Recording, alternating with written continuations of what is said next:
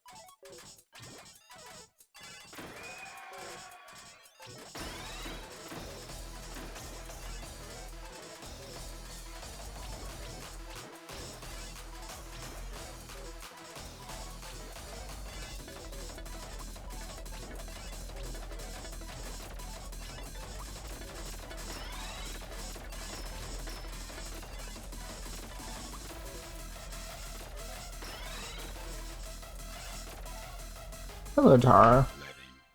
2209, yeah, it's pretty good, but I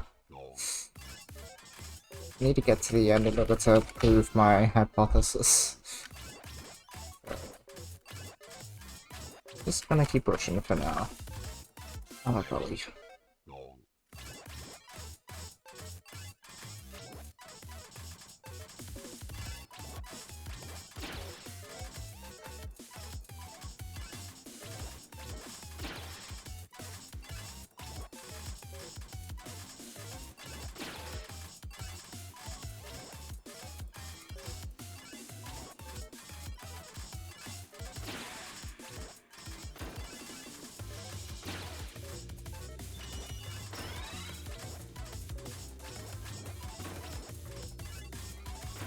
Oops. Oh, Cyclone, man.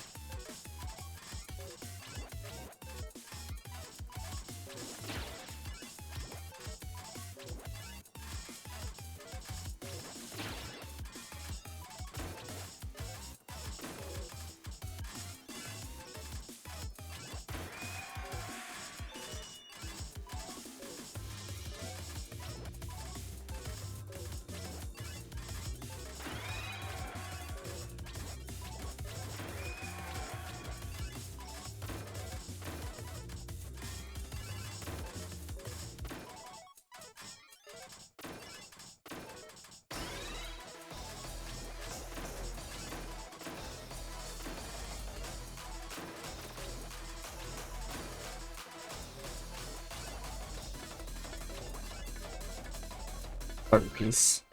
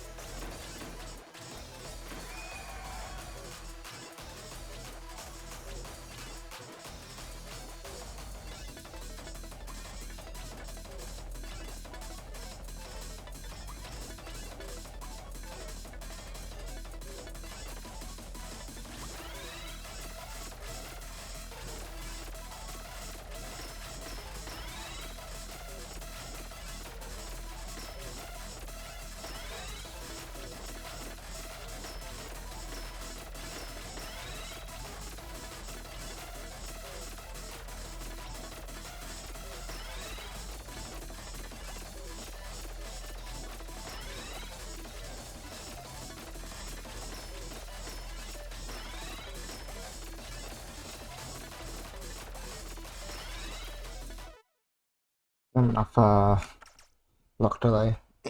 Oh well, like step reset to like reset the lock delay. Blah. Good pace otherwise, I think. I'm actually not sure if I got the metal counts that I needed. They came in with a bit of a weird state.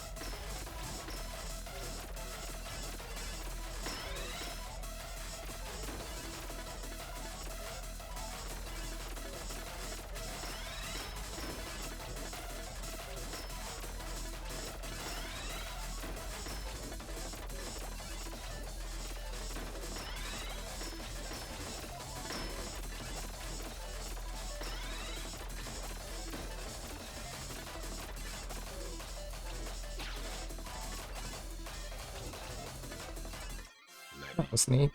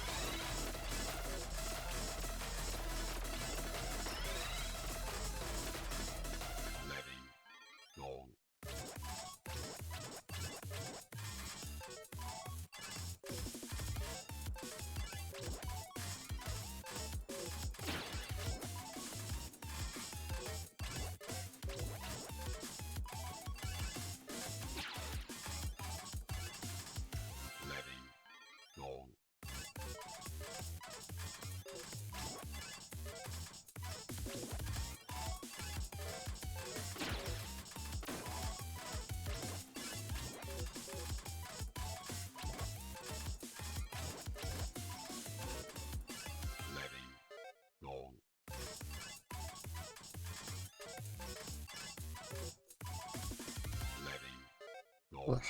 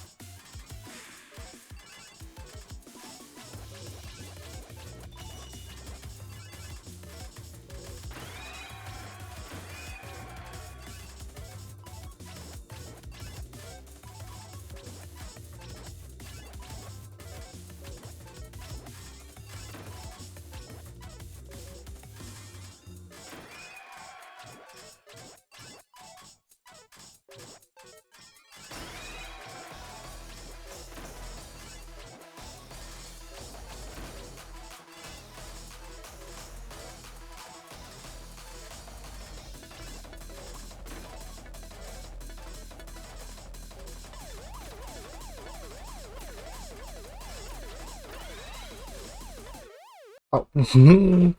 No, not the nothing eye piece. That was sad.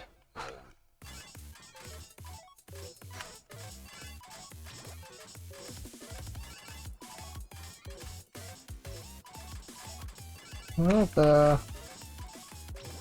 Oh. Okay. Okay.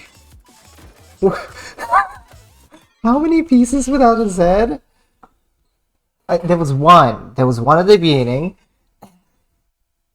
Never again. Wow. That was incredible. Okay, that was interesting.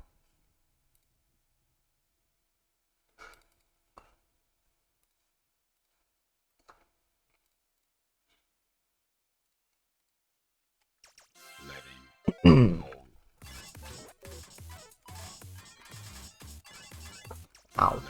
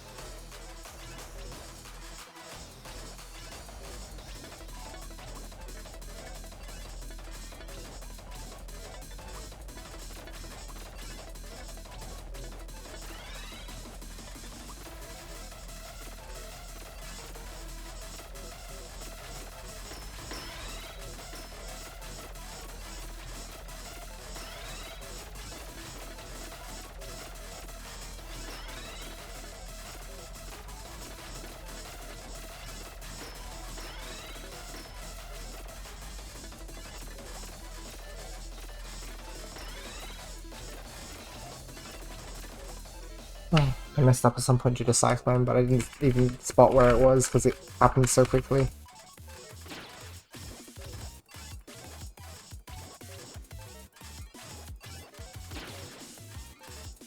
My stack just wasn't what I expected, and then I was like, oh, okay. That's awkward. That's one of the more promising runs today, though.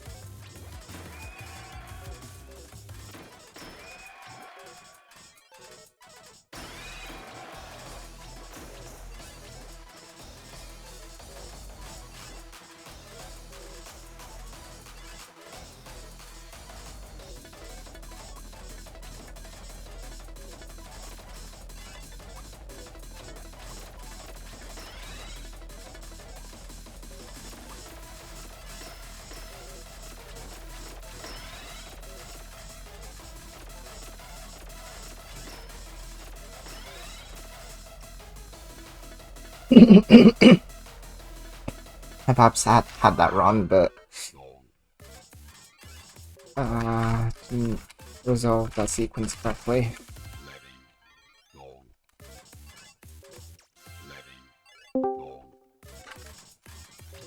Hello, Bruno. Hello. What's going on? Work. Yeah. Yeah. Hey, That sounds sad. I finally think I'm going to be able to get my meeting that I've been asking for since before I went on vacation. Oh, about time. Yeah, it's been like maybe 3 weeks. Oh my gosh. Yeah.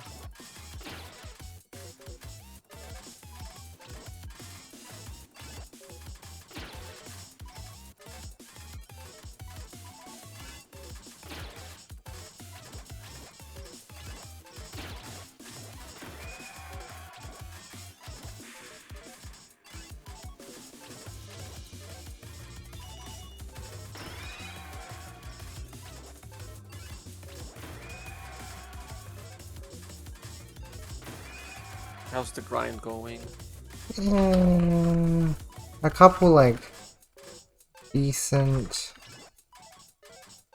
attempts, but it's still very much difficult. Yeah.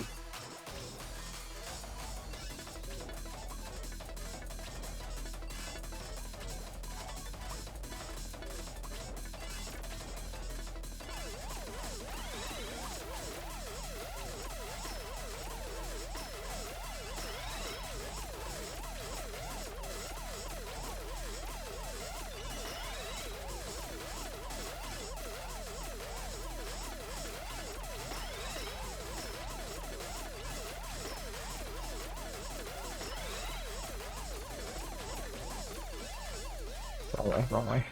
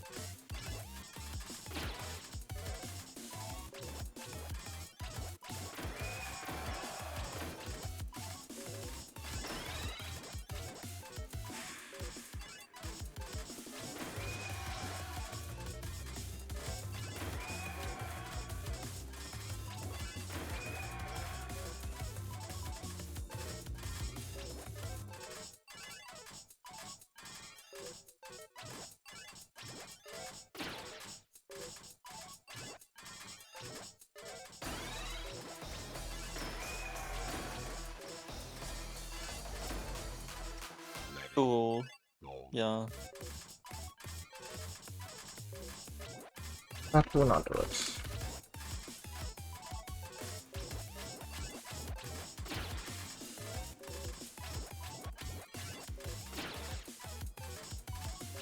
Have you checked out the novas yet? I have not. Gonna wait for Ryan to get back. Okay, awesome. That would be fun, exciting time, and also Head Explode, I think, apparently. With the hints that they were throwing in Squishcord yesterday, I figured one of them would be Light My Way, lowercase. Oh. But, yeah. Yeah. Spooky.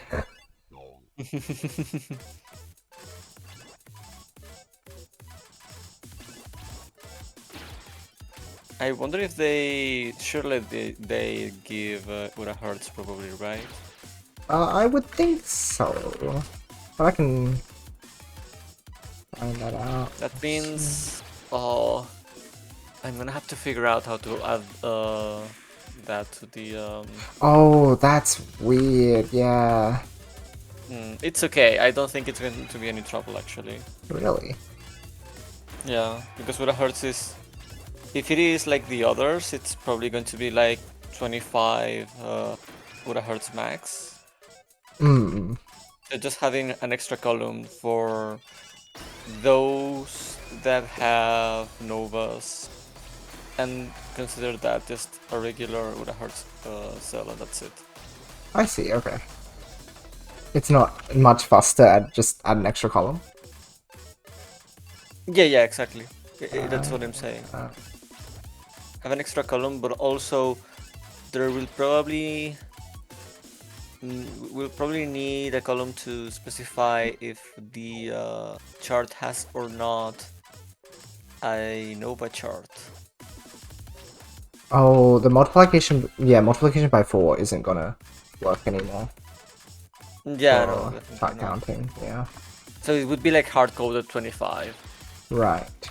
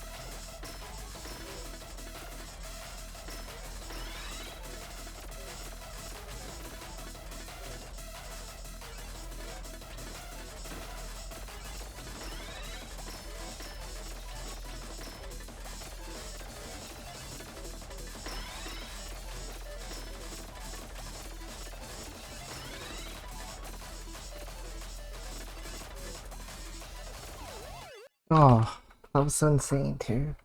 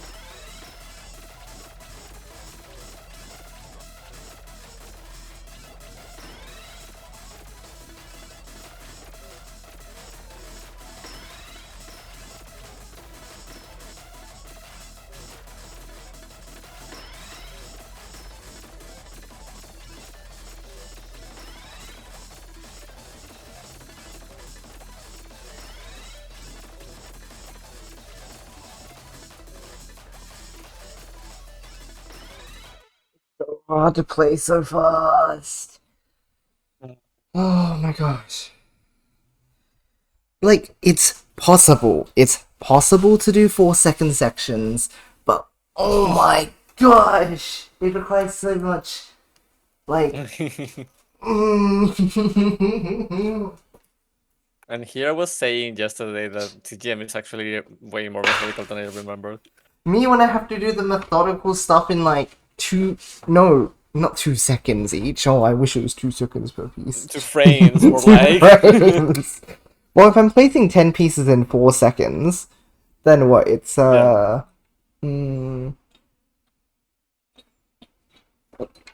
What's 4 divided by 10? Oh, 0.4. Duh, right? 0.4. Yeah, okay. So like 0.4 seconds per piece. Lovely. Yay. Yay. It's probably slightly more because not every single one is clearing a line. But yeah. Yeah. Yeah, what a time.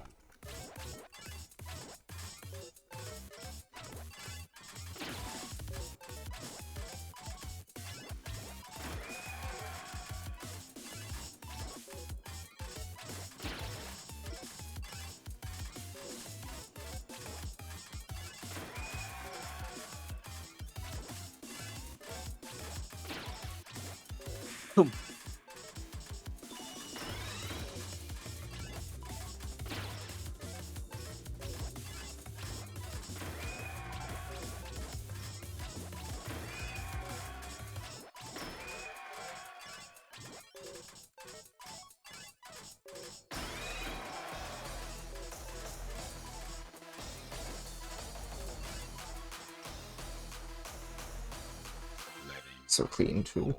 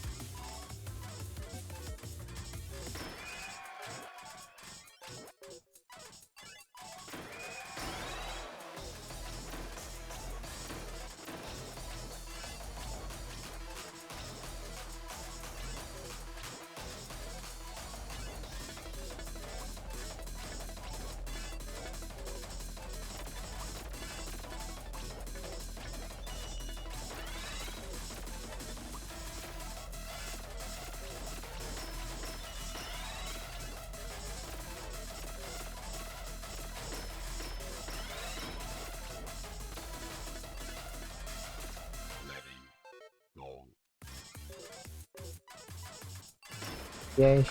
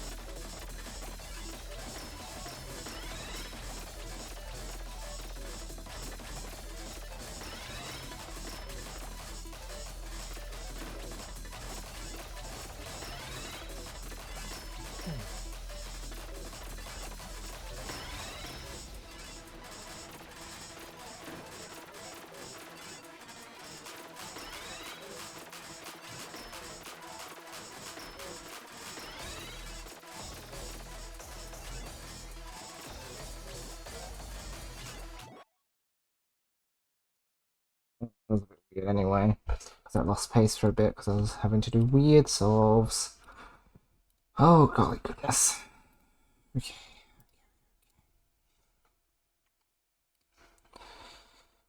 But otherwise, pretty cool. Okay.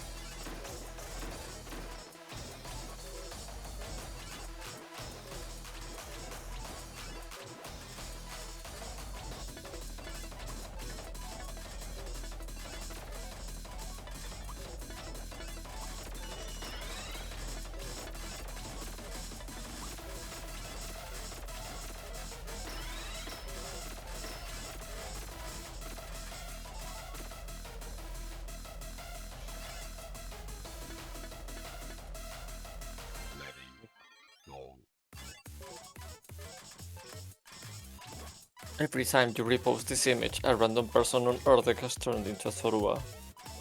What? I just got that image from like 3 different chats. Three separate times. Yeah. What? What chats are you in? The power of sharing mutuals in like different groups, I That's guess. so funny. Well, happy Zorrowood time. Yeah.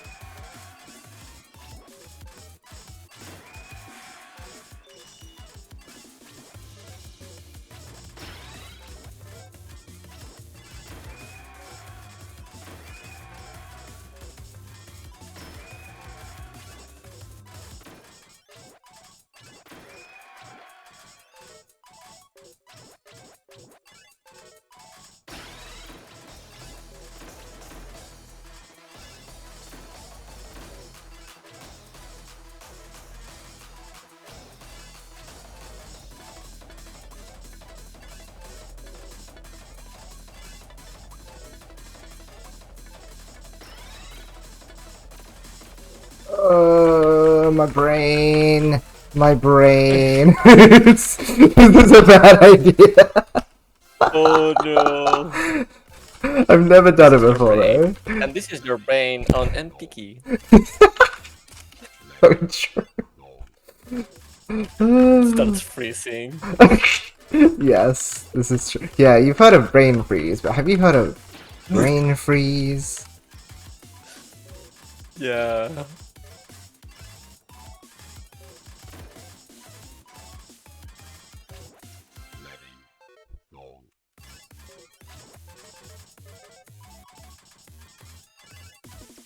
Ay, ay, ay.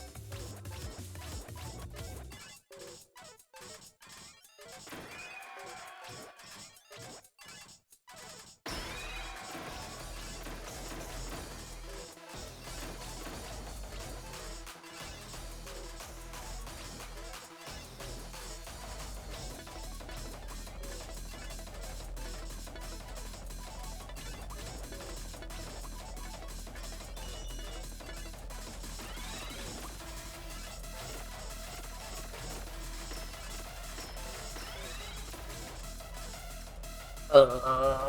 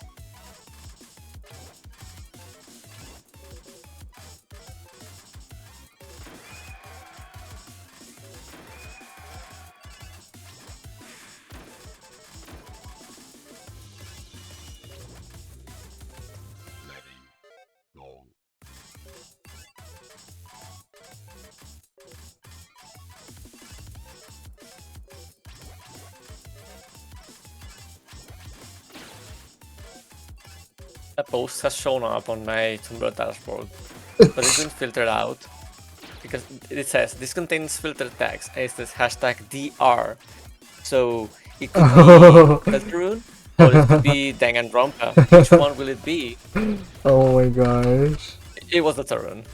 Okay. That's so funny.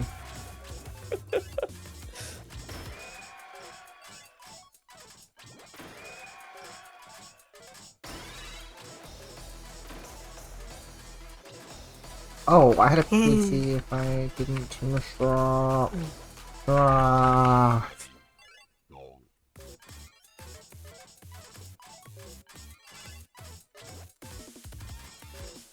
Didn't matter, but I would have been able to feel cool for a little bit.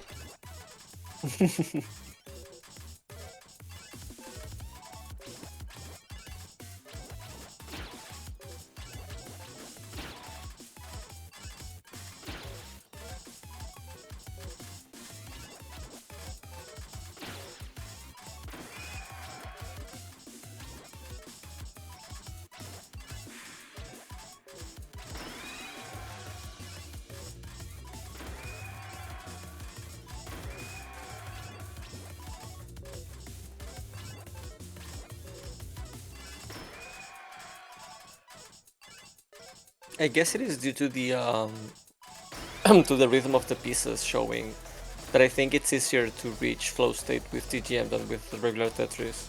Yeah, I wonder about that too, like like sound design playing. And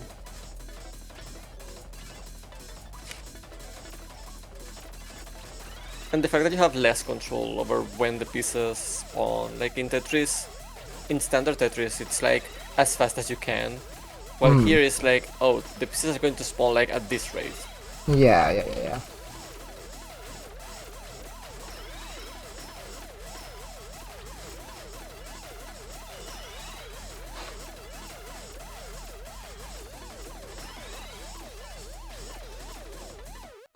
Yeah, I missed that preset, so it's gonna be too sus. Oh my gosh, why can't I just win?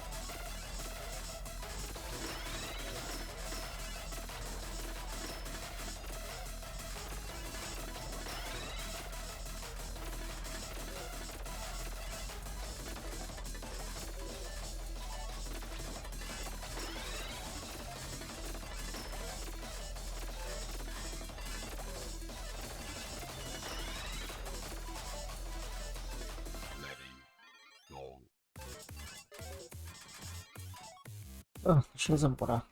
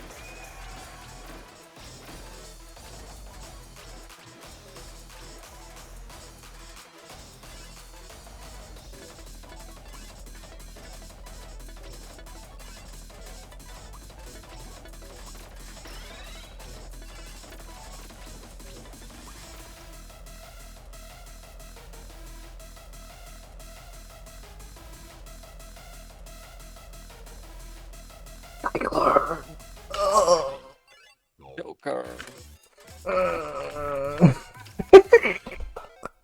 So true. You don't understand. This series is like 50 episodes long, and they say that every Every single single time. time. Because it's the That's base so form cute. of the guy. Like the base form is Cyclone Joker, so they do that every single time that they transform. That's so good. Base But the form. best So do they have like another... Oh, they have different more forms, yeah. like variant forms, or like how does that work? Yeah. So in the case of Camarilla Double specifically, it's like two halves, right? Yes. So there's the Cyclone half and the Joker half. Yes. But each half has like they use like USB drives to transform, if that makes sense. Okay. They put like one. There's like two guys, right? Yes. And one guy puts the Cyclone USB thing into his belt. He Yes. faints, and Yes. then the other guy puts the Joker USB drive into his belt, and they Yes. merge into the body of the Joker guy. Yes. But there's other USB drives that they can use. There's a total of 3 for each, without counting upgrades that they later get. Okay. So the Joker side also has metal and trigger. Okay. Metal is like a metal bar. It's just like a rod. Okay. And trigger is it's just a gun. And Nice. that's basically the way that they use the other half as powers. So Joker is basically fists. Okay. Metal is they use the rod. Okay. And trigger is the gun. But depending on the other half, the effect of the weapon is different. In the case of Cyclone, it uses like wind powers. But there's also heat for the Cyclone half, and my favorite element, Luna. Yes. Just homing or bendy stuff. Okay. Fun. Yeah. Cool. Right. So the three base forms are Cyclone Joker, Heat Metal, and Luna Trigger. Okay, so they're like, not can mix and match. elemental, but like they have a It's core yeah, component. it's weird because yeah, it sounds like elements, but then it's like, oh, it's the Luna element. It's like, okay, how does that work? And If trigger it's trigger, is gone.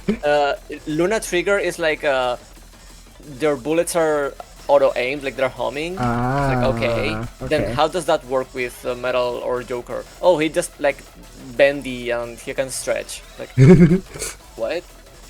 I don't. Yeah, I don't get it. There's also some extra upgrades later on. There's the Fang upgrade, which is it turns the gimmick upside down because the one that uses Fang is the Cyclone side. Oh, I see. But the thing is, when they use Fang, it is the mind of the Joker side that goes into Cyclone. Oh, I see. Okay, yeah. I think it's mostly just used as Fang Joker, but technically I guess you could use Fang with any of the three, but Fang is just overpowered basically, so it doesn't really matter. Okay, sure. And then later on there's Extreme, which is wow, great. Yeah, it's like the final form or something like that. Basically, makes sense. It has like a sword thingy. I actually have a figure of Extreme. Ooh. The thing is, a third half, I guess, shows up in the middle of them. Okay. So it's like, it's the green side, and then a white side in the middle, and then a black side on the side because it's Joker. Okay. And it's, yeah, I can use all the powers of all the Gaia memories, which is the name of the USB drives. Ah, I see. Because it can plug them into the shield of the sword and use the powers of them, apparently. And I think those are all the forms. But yeah, around that era, what they did is like the driver, like the belt, has like multiple slots of things that you can put in. Right. And you can basically mix and match. I think the craziest example is the next series, which is Kamen Rider Oz, that has like 3 slots of coins, and you can mix and match however you want. And there's like, I think, 6 different coins for each slot. Oh, that's a lot. I think to this day, yeah, I think it's the rider with the most forms to this day. Yes, that makes sense. In some fighting games of Kamen Rider, you can actually mix and match the coins. Oh, whoa. Use them however you want. It's really cool. It doesn't really change much because there's no depth at all, because it's a fighting game for kids. Yes. It literally has nothing at all. It's like, oh, the weak button, the strong button, and then the finishing move, which is just a cutscene. Right. But it's cool. I mean, it's a cute little you can pretend they're doing Kamen Rider stuff for a bit. It's cool. Yeah, that's cool. I like that. Let me see if I forgot any forms from... Okay, so there's...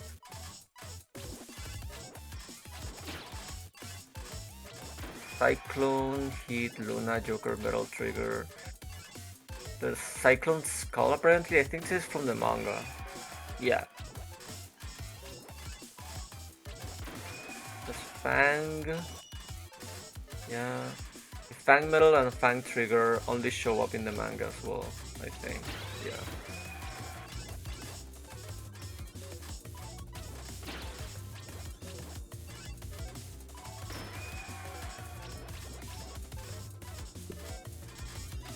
Oh yeah, I forgot about the movie exclusives form. There's like Cyclone Joker Gold Extreme, which is the same thing, but it's golding in the middle, and it has wings apparently. Right. And Cyclone Axel Extreme, because there's another guy that is his Kamen Rider Axel. His whole deal is that he can turn into a bike. Okay. Yeah. And he also uses Gaia memories to transform, so... the same, like, at some point in one of the movies, they just do the thing with him instead. It's like, okay. Instead of black, his side is just red. Okay.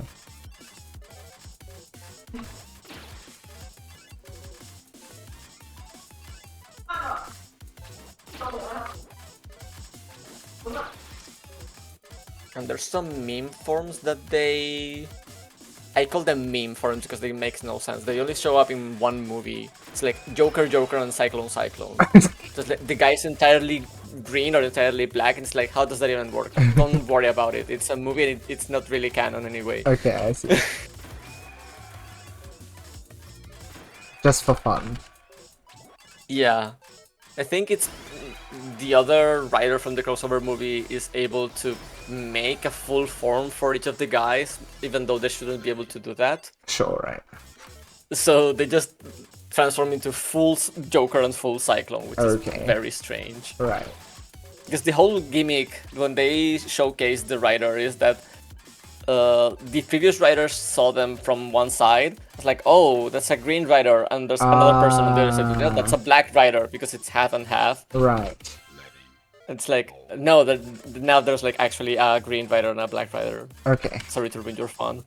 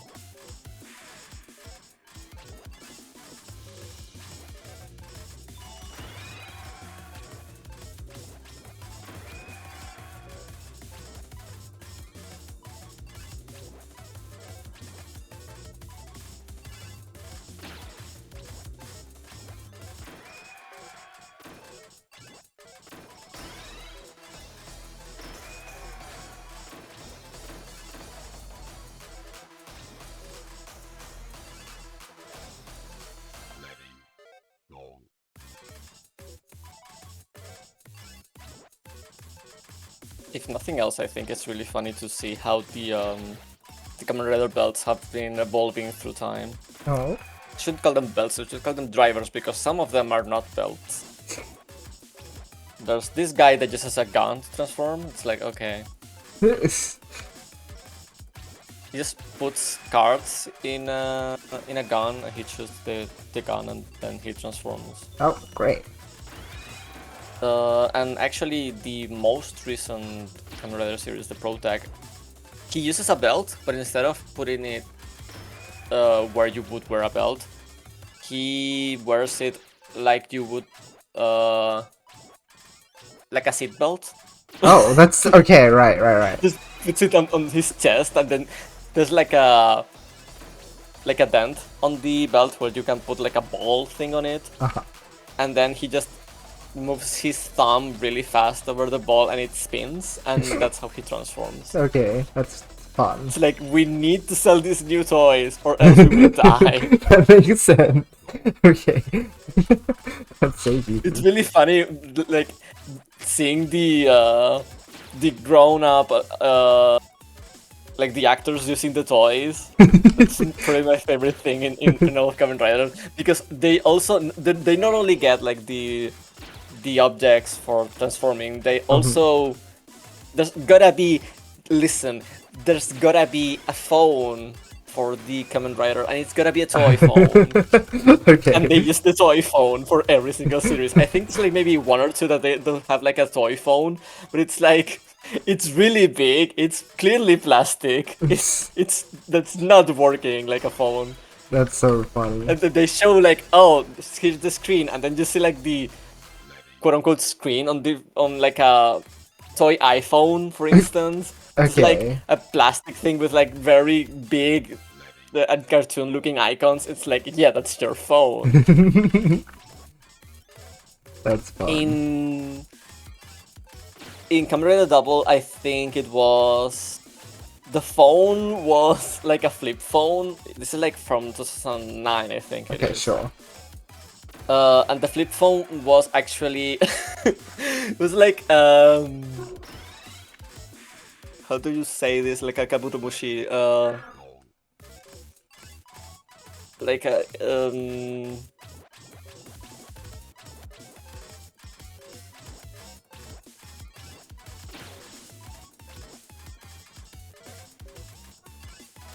like a beetle.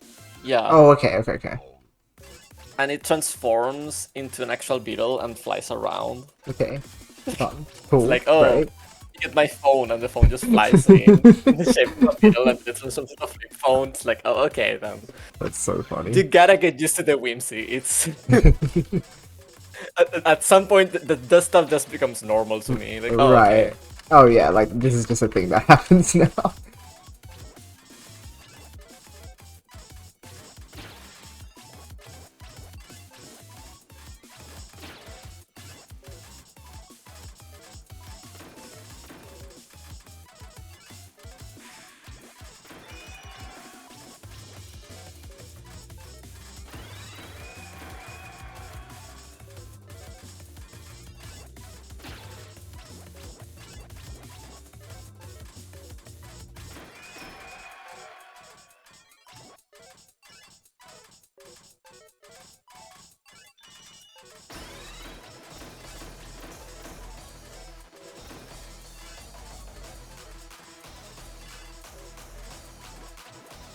Oh, hello Zepter. What are you trying to do here?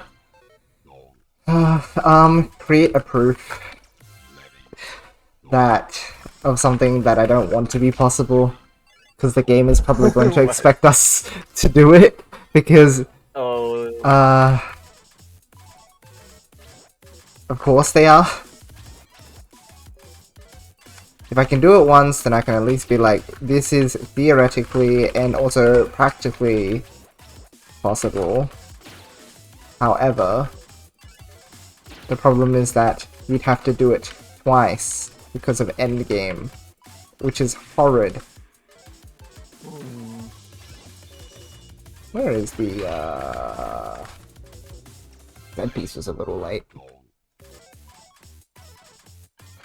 Anyway, in order to prove what I'm trying to do, I need more medal count to simulate an actual game. And I think 1100 is the best place to do it, because the medal counts scale by level, but not to the point that, like, not to the extent that you'd get, that we can actually get them in a game. So I have to just, like, accumulate 4 T-spin medals and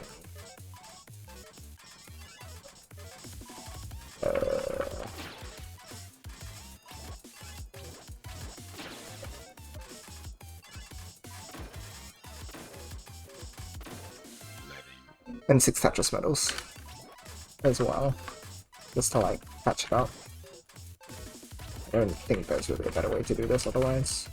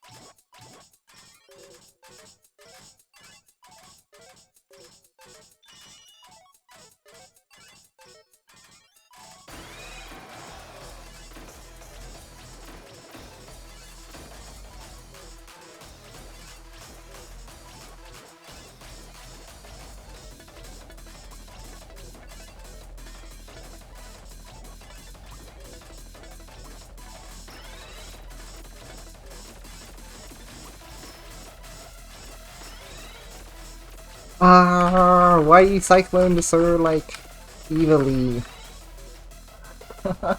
I still have no idea what you're doing. I'd like to just, like, do it and be able to tell everyone, but because you asked, I'm trying to see if you can do 1300 plus in 65 seconds, so that we can rewind to 65 seconds and then do it again, so that you can get rounds 15 or 16, because that's probably the max considering the little trivia he dropped on us that one day. What trivia was that? His trivia, rather. It was the whole, like, stupid, oh, it's not Masters of Round, it's 0F, and 0F is hexadecimal for Oh, 16 yeah. or something, so Yeah. maybe something about the master grades, and then he's just like, haha, anyway. It's like, it's probably round 16. Is there round 0? We don't know how a low goes, but if it is every 50 levels, like the pattern seems to be implying, that means that if you rewind to, you could probably calculate and try and check if it works if you rewind to that point. But you'd have to be able to GM consistently and also play really slowly after 2000 Yeah. somehow. Which maybe if you don't get medals, but then everything freezes quickly then. It's a bit weird. The Gruber, yes, Green I Tea guess did if get it's GM supposed to last be OF, so like 15, time. then there should be round 0, I suppose. Oh, is And there's that also okay? there's also 0 of 0 in normal, so Okay, so it's not unbelievable that they have 0 again. yeah. Okay, so if that's the case, Because if it was 16, then it would be 10 in base 16. I don't know how it works, so I will take your word on it. OF in base 16 is 15.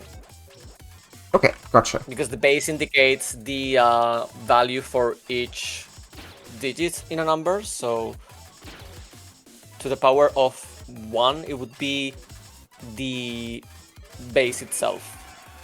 The base to the power of 1, the base to the power of 2, the base to the power of 3. I think I got lost. Okay. In base 10, Yes. each digit corresponds to the base to the power of that position from the right to the left. Okay, sure. So like the position of the number 10, that would be the base to the power of 1, so like 10. The base to the power of 2 would be 100. Okay. And so on. If you switch to base 16, then 10 in that base would be 16 in base 10. The same way in base 2, a 10 would be well, 2. You have 0, then 1, then 10, it is 2. Okay. Okay.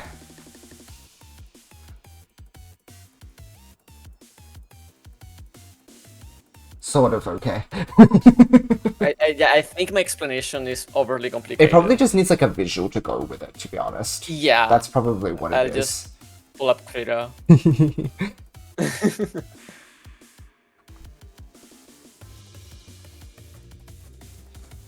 Where's the animation tab open? You didn't have to explain? No, I mean it's chill.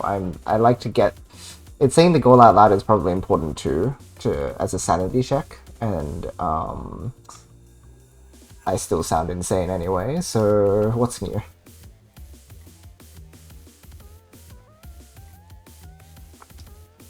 But nah, it's kind of nice as well if you know exactly what I'm like continuously throwing myself at.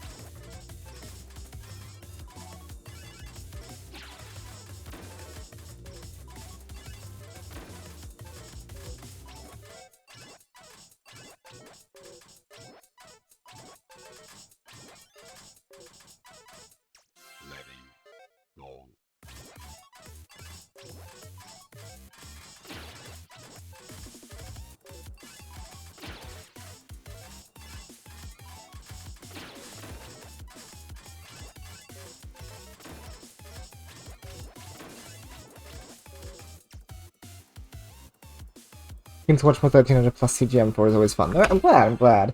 Yeah, and the thing is, I want to just, like, train that section as well. But you can't set the medals that high off the bat, which I wish you could. I kind of get why he'd restrict them as you go, like, make them scale up over time, like, over the levels, but also it's just kind of like, it is practice mode, like, you could just, like, let us do whatever, right? Shouldn't matter that much. If we put ourselves under realistic unrealistic conditions in the first place, it's like, that only hinders us. Because it's like, oh, well, if you want to be able to do this in a real game, you're going to need to practice under real conditions. So why not just, like, give us the free reign over them?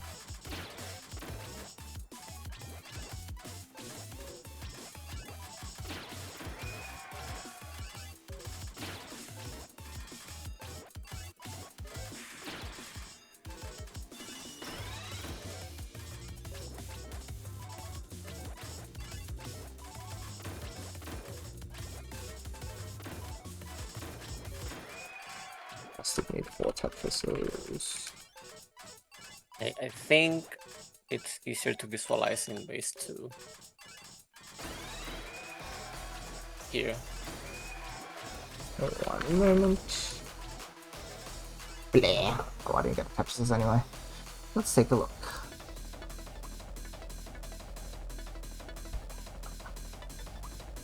Oh! It's just the index of the base, as in, like, the base of a... I don't know what you call a number with an index on it. But, yeah, okay, base is that number. Okay, so... Yeah. So that means if it's base 16, yes, then the second digit would be... If you had 10 in base 16, then that would be 16.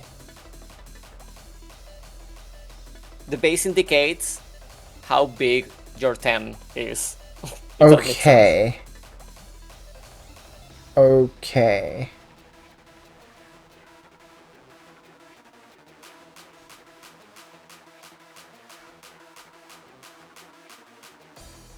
If you only have 1 digit, you can only reach base minus 1.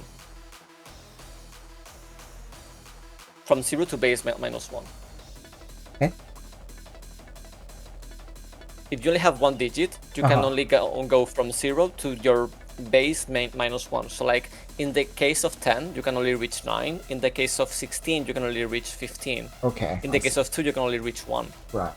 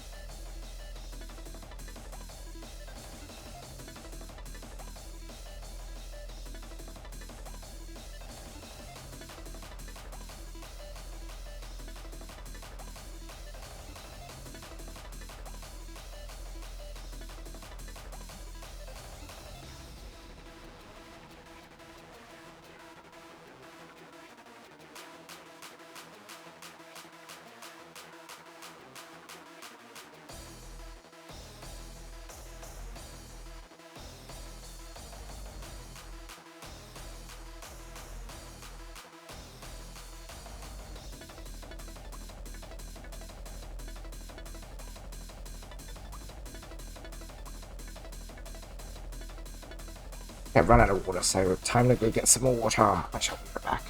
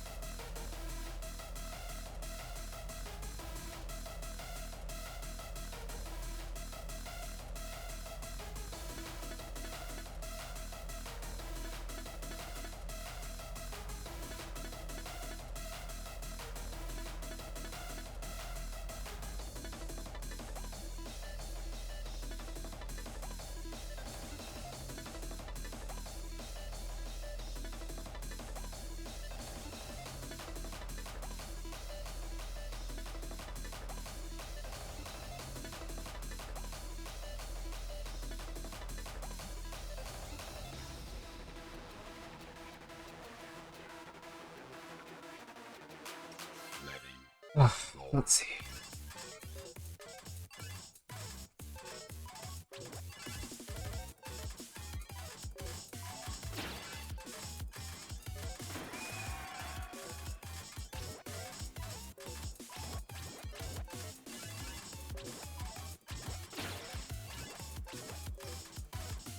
And I get something to eat.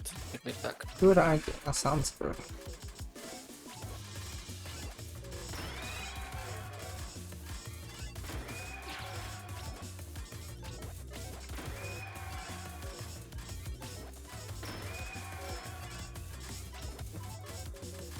Oopsies. Yoshi, you're the type of person who find Jump King, sure. I actually don't know about Jump King. I've heard about it, but like, if you mean like classic Rage games, I guess, because I think that's what that is. That what's under that category. I I'm like, sometimes I wonder if I'm like a little too good at regulating my emotions, but yeah, like anything that's meant to be sort of ragey is kind of just. I can very readily accept struggle as part of the experience of something if it's by design, if the struggle is by design, I guess. Would that always be the case? I'm not sure. But I feel like rage games at least are just kind of like it's it's only ragey because the core design of the game is built so that it is difficult to learn. Because you always hear about things that are easy to learn and hard to master. That's hard to learn and also hard to master, I guess. And it's like, oh, it just will take longer to pick it up, but you can pick it up. I think that's the main thing. Unless, I guess there's games where they could just screw you with like RNG or something. But I think that genre of game tends to be more so oriented towards like, oh, you could learn it, it's just like particularly difficult to. In general though, like I like never rage, I think. I'm pretty relaxed. So probably. I think the answer is probably. That's a fun pickup though. What made you think that? What could have possibly tipped you off?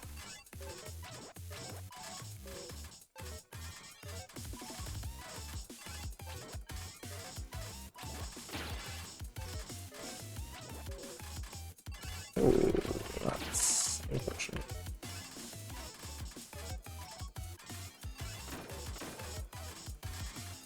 Bleh.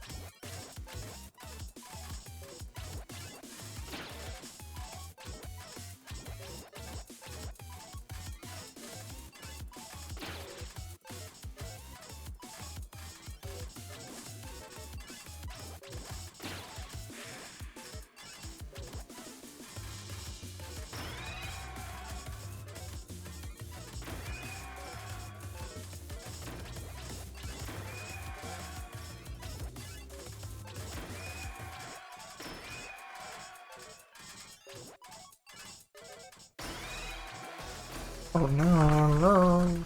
Don't do this. What the will piece decide to be cycled? What's up? I don't understand this question. Okay. One sec, friends.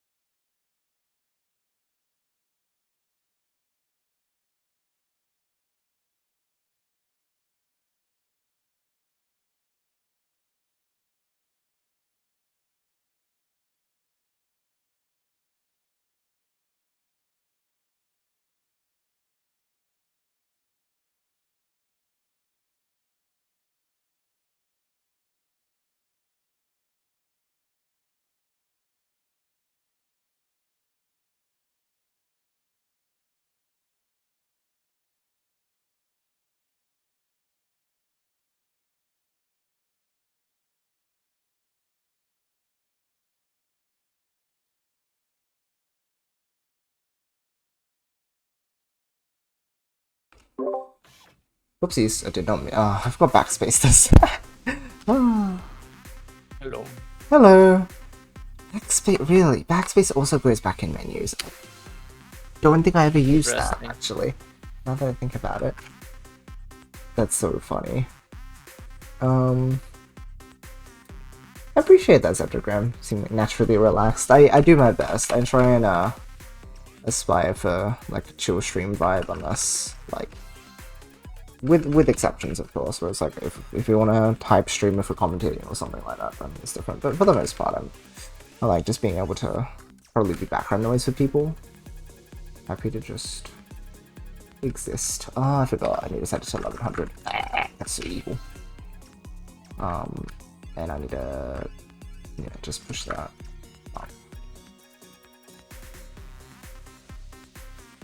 Yeah, it means a lot to hear that, so thank you for the observation.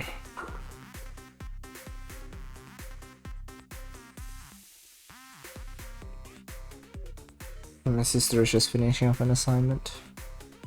I'm sitting here like, oh, assignments.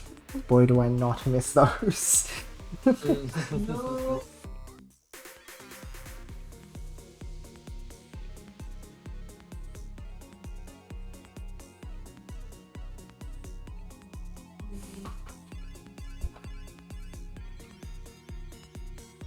What about how I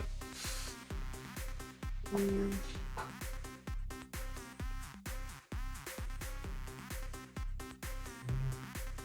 don't know how to put into words, like when at the dinner table, like how you act.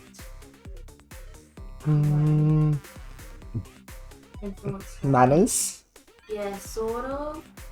Like how you act at home compared to like being interrupted. Mm-hmm. Like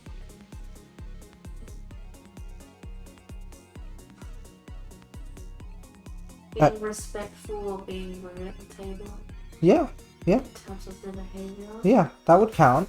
Yeah, or social. Yes, that would be social. Nice.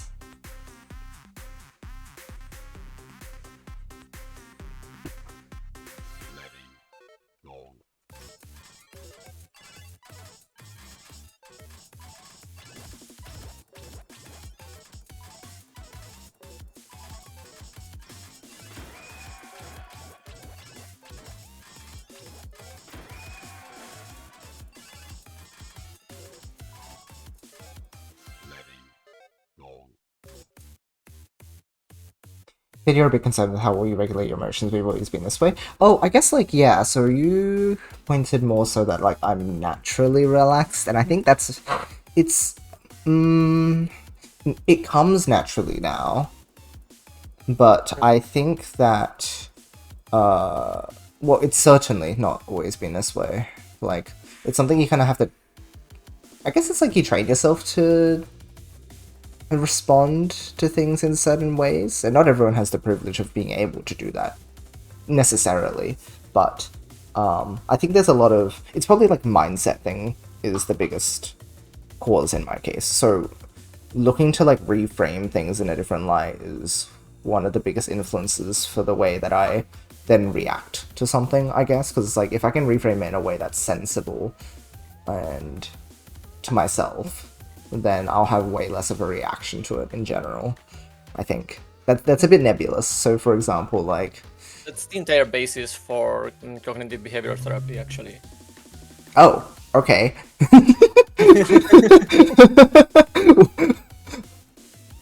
Just like mindset reframing. Yourself this entire time. I guess that might actually be the case.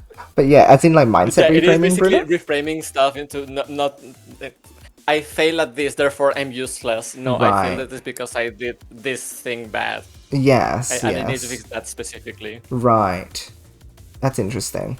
I think it's particularly Zepto, I because I do a lot of the stuff that tends to be really difficult and it tends to take quite a long period to get good at it, I have to be able to regulate these emotions, otherwise it just becomes impossible to like actually push myself in these things. And it's like for Definitely. some people that's okay because then they move on to things, but more like, you know, life advice, wisdom, random things on Discord that he writes and probably doesn't expect people to just like think about a lot.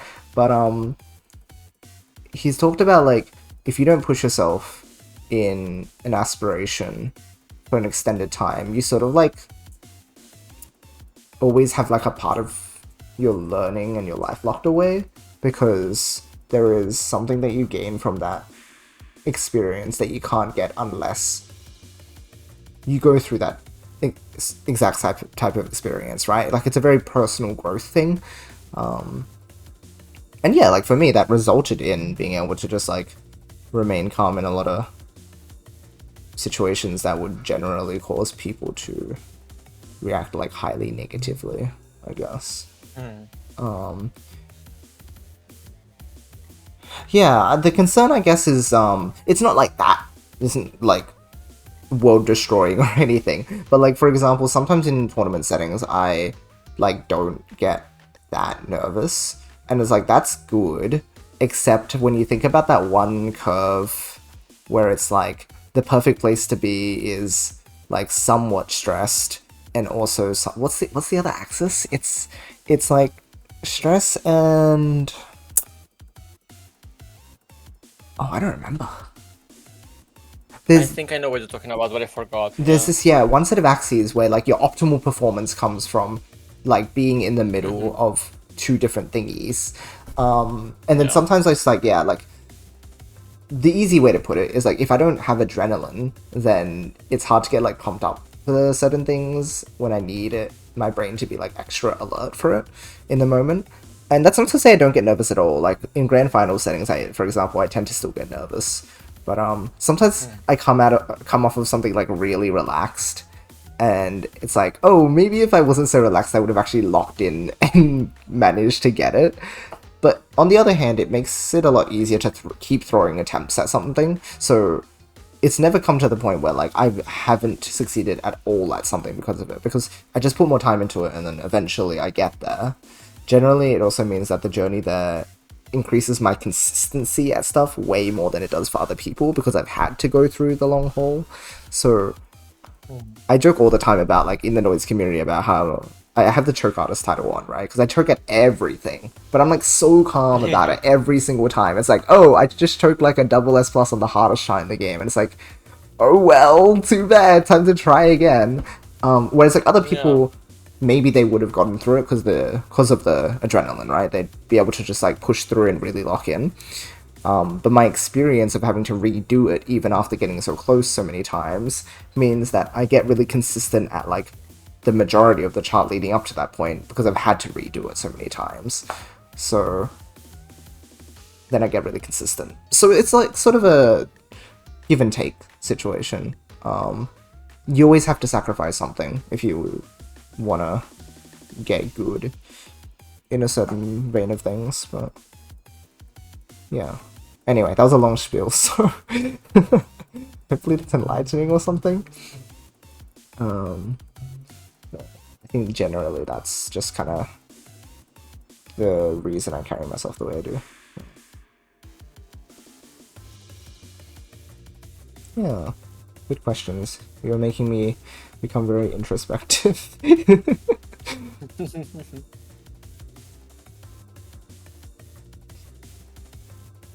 Oh, did you manage to find the factors you needed, or were you just thinking? One more. Okay, nice. These are what I have.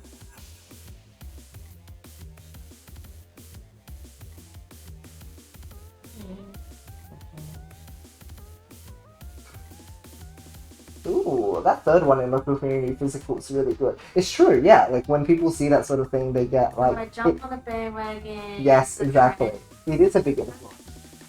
Wow, good one. Okay, yeah. I think you really understand the question now. Then that's the sort of thing. One more. One. You can do it, and then you're free, right? Or you might like proofread it first. I have one more thing. Oh no. Right. Oh well, you're almost there. Yeah. Thank you. Well, thank you, friend, too. Appreciate it. I'm always happy to answer these sorts of things. We goof around a lot on stream, but it's the sort of thing as well where I'm more than open to to talk deeply as well How do I about. open this?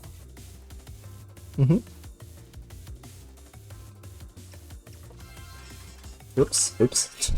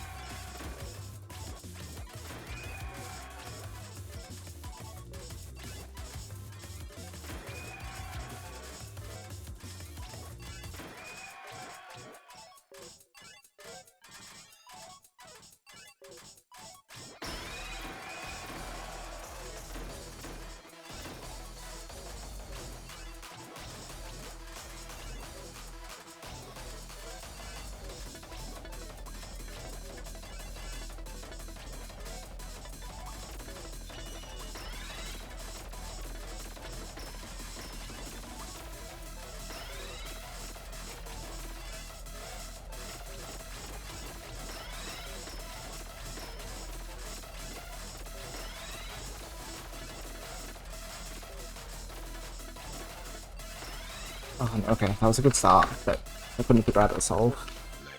Okay.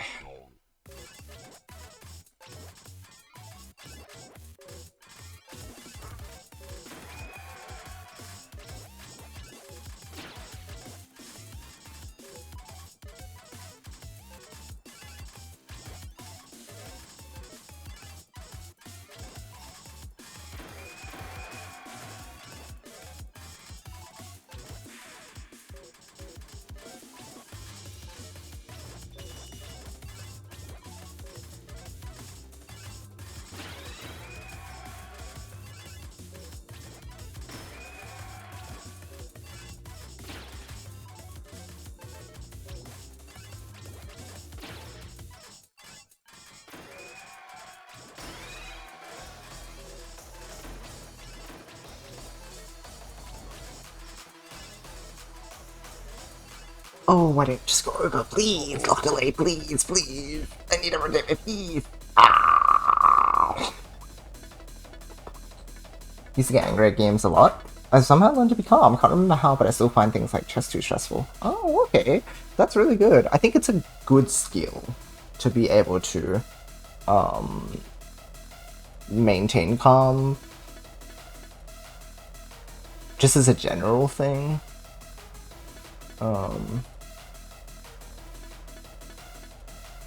And it's interesting, like I go on that whole like ramble because it is a weird question, right? Like, oh, how did I reach this state? Like, I'd love to be able to help more people get to this stage, but there's just so many factors that go into it, right? So I can only really talk about it in a general sense.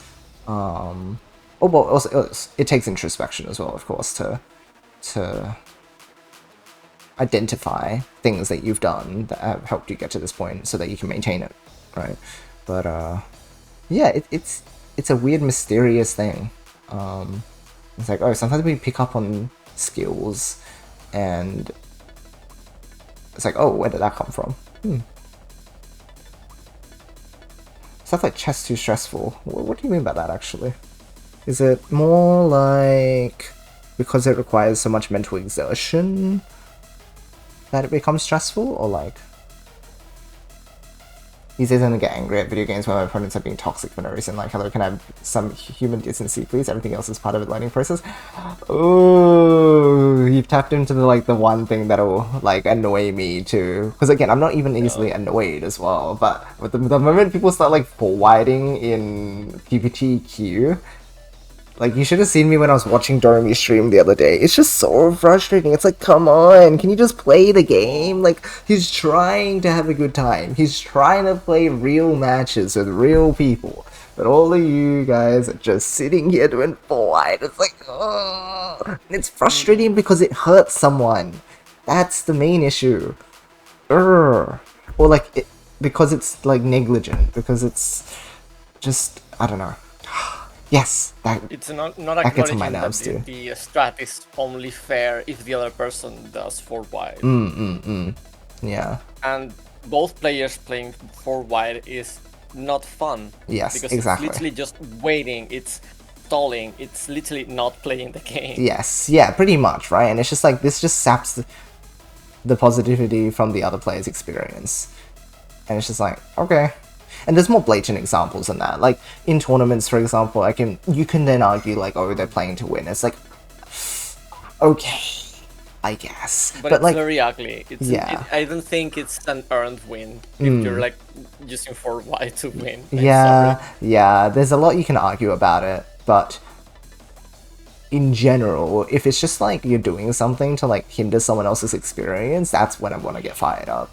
Because that is just, like, that's just being insufferable, and, like, you just need to be a better person. Yeah. Human decency, like you said, regular. Exactly. I pressed it. My observations, people getting mad at games usually seems to be facing difficulties and losses and tying their emotions and pride to their performance levels. Yes, I think pride and self-worth is very heavily tied to people who become very emotional about the game, because it's the classic, like, oh, you get emotional about something because you care about it, right? Like, and that in itself is not a negative thing, but it's the way that you choose to channel that energy, which for me becomes just like being able to grind things so much, because I'm just like, okay, I don't mind that I don't get the result, I'll get there eventually. It also probably helps that I have had positive experiences in the past where I've done the grind and I got to where I wanted to, like, multiple times now. So, like, I've also been through this curve so many times that's probably part of the reason why it's sort of, like, worn off on me. But it's true that, like, I'll be honest about this. It's a heavy topic, but I think while we're talking about it, there's a lot of people in the puzzle game spaces I've been in, and because these games are so tied to, like, the grind, right? Like, you can say that about a lot of games, but, like, puzzle games in particular are really, like, mentally draining, and also they attract a certain type of people. I've talked about this Venn diagram before, but the people that these games tend to draw in are people who are very high aspiring individuals, and that's awesome. But what comes with that is the weight of your own expectations.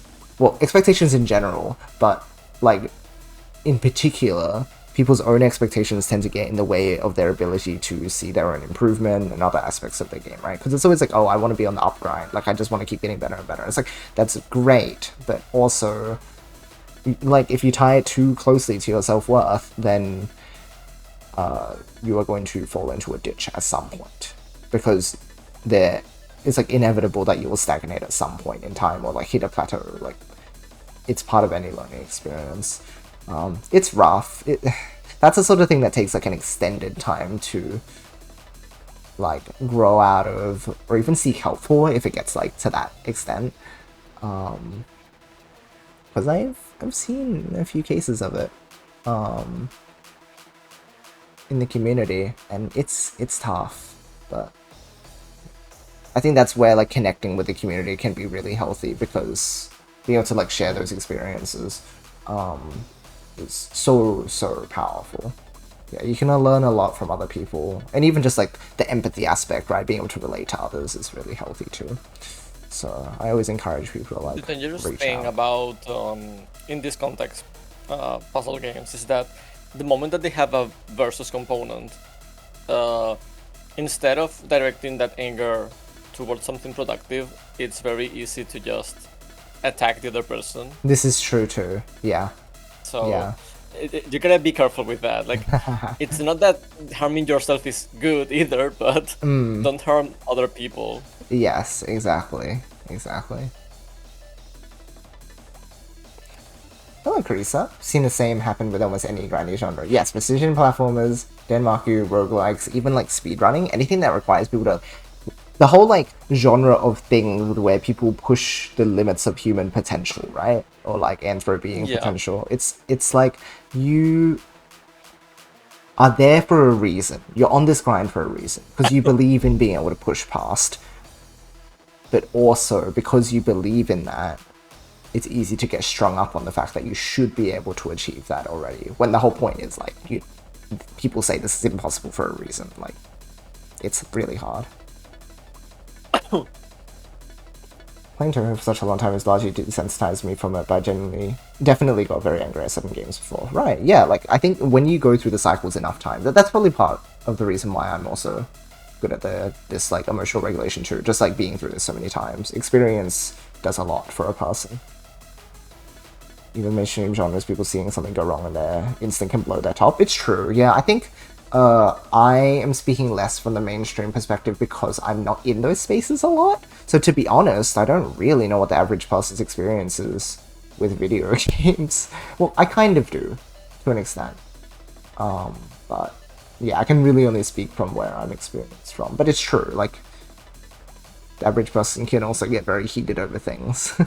But I think it also comes to the thing I was saying before that Fenner was talking about, where it's like a lot of people miss out on that aspect of their life because they never dedicate themselves so strongly to like one particular thing that they grind at, right? And like, I would say the average person doesn't do that. And so, well, maybe they do with like fitness goals and things. Maybe I shouldn't undervalue the average person. I don't know. Depending on the person, I guess. It really does. I'm not sure if it's the same kind of dedication. Yeah. Yeah. It's unique. Fitness goals are not that tangible, I don't feel. Okay, fair enough. I just think about like what other people are trying to get good at, and it's like, wait, no, people don't really aspire for like big things that they work towards over the course of a year or multiple years. Because when you frame it that way, it's like, it doesn't usually happen. No. Not really. It may be like the longest that someone is invested into something is probably like usually work or school or stuff. That's like what that. I figured too, but then right? again, there's like obligations. Exactly, it's obligations. Is it not something that you're going out of your way to like seek out the like that type of improvement? You just do it because it's like, oh, I have to. Yeah. So maybe there is a bit of like a hint of truth to the whole like mainstream stuff elicits a very different reaction from people because they're not trained in that area, right? Like, it is a sort of a unique experience to people who do play grindy games because they've unlocked that component of their life to be able to manage these really difficult things. I think I can see it with art. I can definitely see it. I was about to say the exact because same thing. I've been there. Yes. Because it is also a grind. Yes, that's right. But it has the same problem as with fitness that we mentioned earlier, that the goals in art are very abstract. Yeah. It's like, I want to draw better, I want to like my art more. But the dangerous part of art is that nowadays, and I guess this applies to fitness to some degree as well, you can just post your selfie or your drawing to a social network and believe that the numbers are tied to your value as an artist. Or the amount of time that you put into a certain project. Like a drawing project, I mean. And that you would expect that because you've been doing this for like many, many years, you should be able to draw this more quickly. Certainly. And that just... I think stuff like that is just missing the forest for the trees. Because you're like thinking about the result instead of focusing on the journey. Yeah. Which is supposed to be the fun part. And I think that applies to video games as well. Like, you shouldn't be grinding something just because you want the double S on whatever. You should do it because of that, but also because you enjoy the process of getting there. It's going to be hard, but it's part of the playing the video game. You're doing this because you want to, supposedly.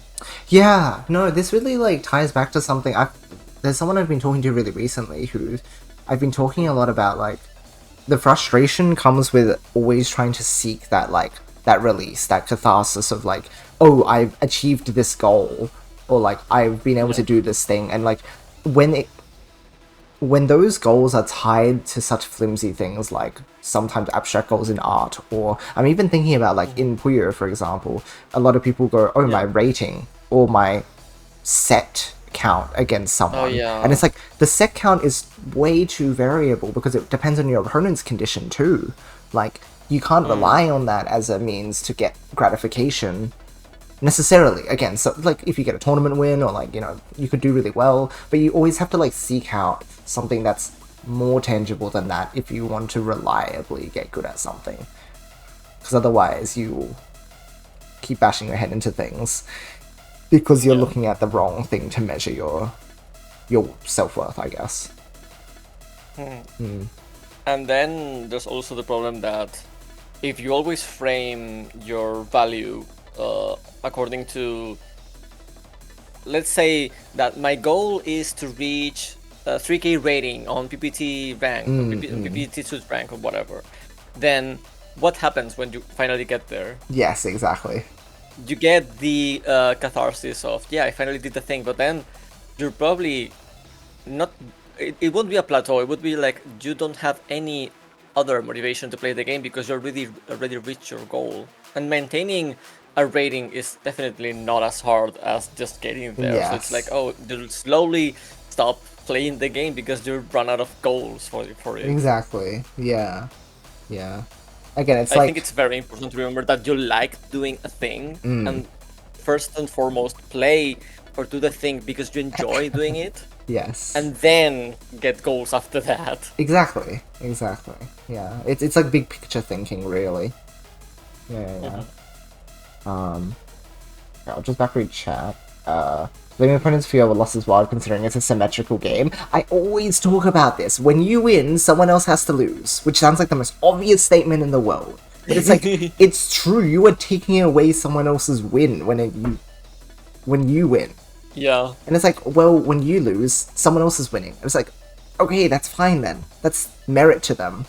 That tends to be a big way I can justify, like, losing and stuff, because it's like, oh, that just means my opponent's done, like, a really good job.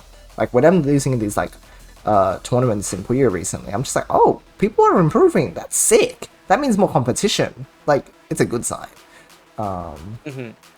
Or I'm running on zero It's a good sign sleep, because but anyway. then otherwise it'll be that the competitive scene is getting stale again. Yeah, exactly, right? It's good. It means the competitive scene gets stale, no one plays, and then there's less players and the game just dies. Bye-bye. Let's see here. I've seen too many people who end up expecting a success too early when they haven't put in the practice, then get upset when they don't. Yeah, it's the sort of thing where, like, also you have to make sure that when you involve yourself in different forms of this experience, like through different avenues, different games, whatever it may be, the progression curve is going to be different. Like, a lot of people... This is classic, like, gifted kid burnout thing, but like, oh, I got good at this particular thing really quickly, and then everyone praised me for getting good at it quickly, so I seek that everywhere now. And it's like, ugh, that's not your fault, but also, like, you need to recognize that and work on it. Yeah, so rough. Yeah.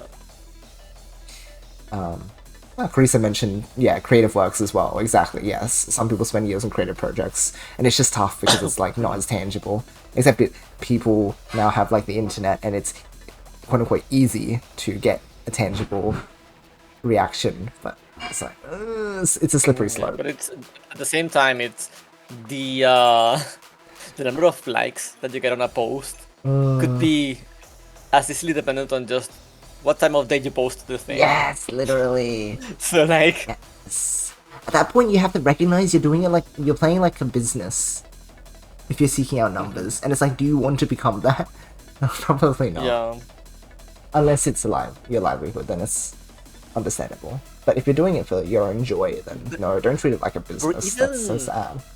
I'd argue that even if your livelihood depends on getting commissions, for instance, I still don't think that, okay, yeah, of course post your art online if you want your art to be seen, but don't pay attention to the numbers, just post the thing and This is move true on. too. Yeah. You can't fixate on everything being like getting the same amount of attention. When I used Twitter back then, like the before I stopped using it altogether because it was way too toxic, I couldn't deal with it.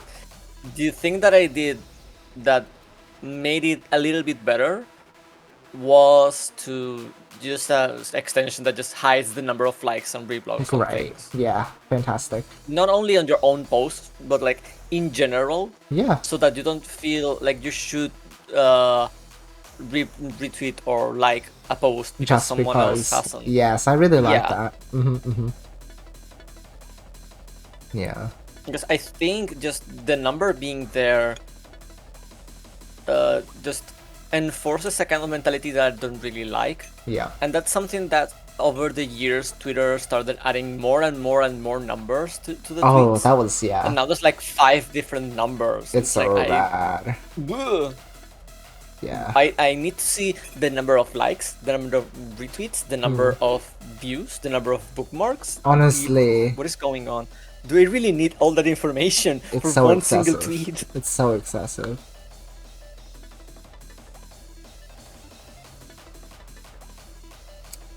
Really is everyone else trying to think of how to explain the chess thing. This is good, Zepto. This is what I live for. I am highly engaged in this conversation right now. Thumbs up from me. You've done a good thing. Also, thanks everyone in chat who decided to chip in as well. Like, it's so nice getting to like share these perspectives. Again, this is like part of the reason I stream in the first place. It's so that we can like learn together. So hype. I love it. Having good mindset, learning how to learn, huge thing. Yeah, this is part of what these experiences allow you to do. It's find your way of learning as well, because there's also the whole aspect of like not everyone learns the same way, but by mapping out your own journey in one major, I'll call them project like this, you can then like apply that to other areas of your life more readily as well. Like, I think that's one of those things you unlock by doing this process. Yes. Taking your time and having fun, you need these to learn anything without it being horrible. It's very true. Like the viewpoint also not into PvP. That's also like, yeah, there are different things that apply to different contexts too. This is true. Competitive single player like speedrunning is more like a runs improvement. Yes, very true. Seen particularly bad on Chinese internet, people facing new games instantly calling it garbage just because they couldn't beat it first try. Like a new charting style and rhythm game getting plastic because my blind play was so bad this was garbage. Yeah. People let like first impressions cloud their judgment a lot. And just because like they're bad at something, they like. I like the way that.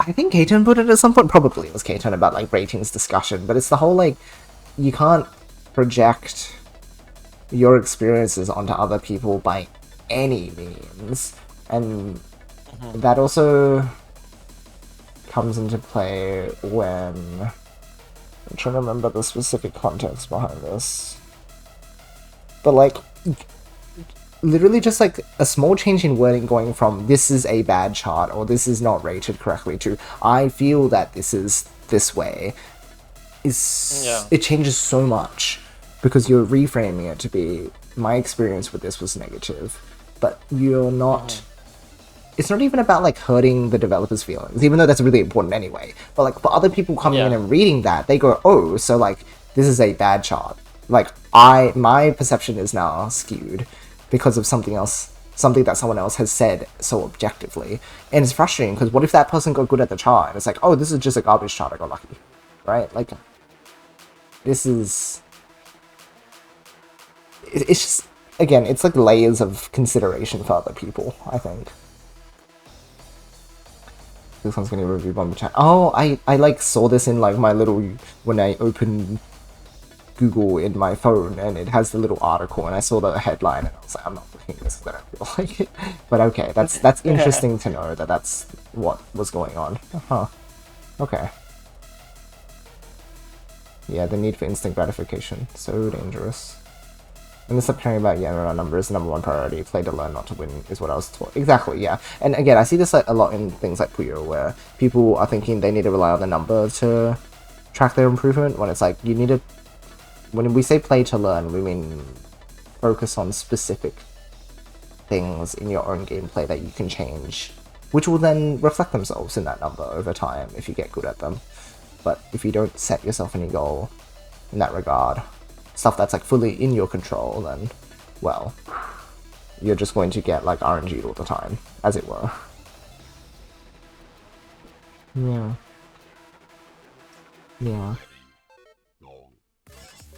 Oh, I forgot cycling exists. Me when I go to place my piece, but it didn't work for some reason. Oh.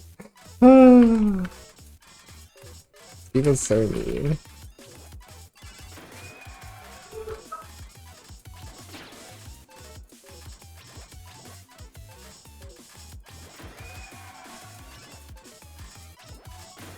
Remember guys, being bad at something just means that you have potential to grow. It's true, that's an exciting thing.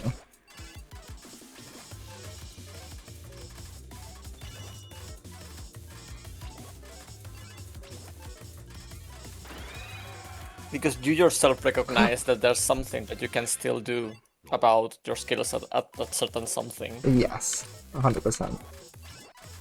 If you know it's bad, then you still have things to do. Yes. Or you just resign and then accept that that's your fate, I suppose, and move to do something else. That's okay, yeah, that's right. It doesn't mean that you're a failure in life. It's just being smart with your resources. Because ultimately, you can only, like, dedicate yourself to so many things as well.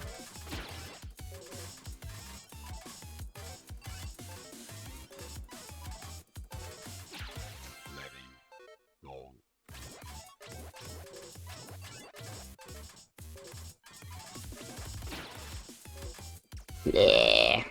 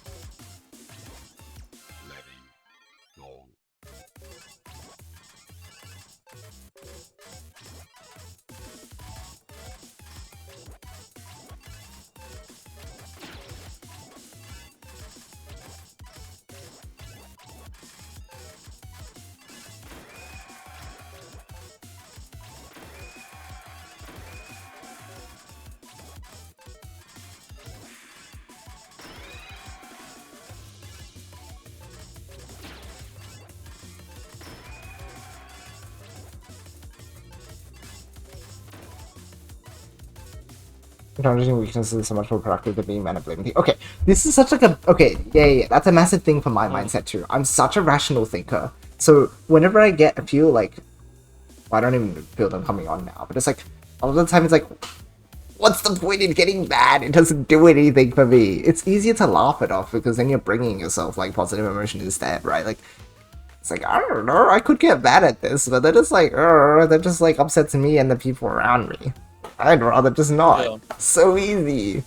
And it's obviously not. Oh, that's simple. I shouldn't say obvious.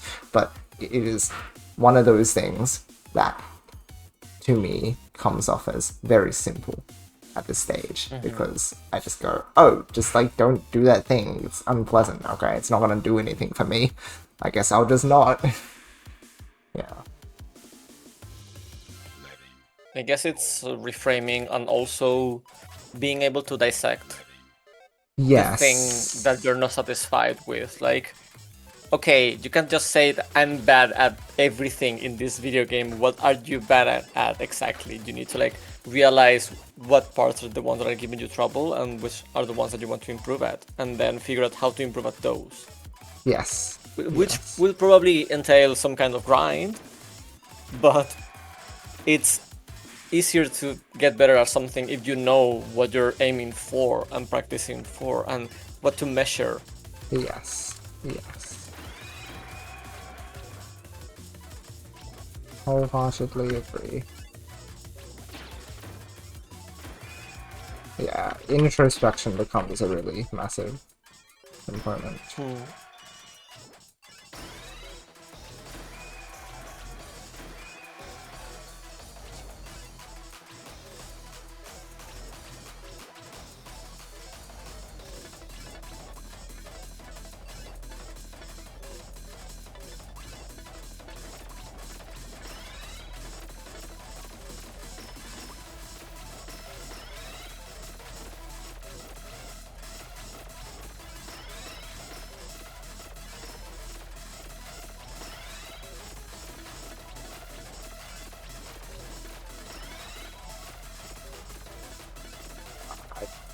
didn't read the next cue correctly, so I cycled that wrong.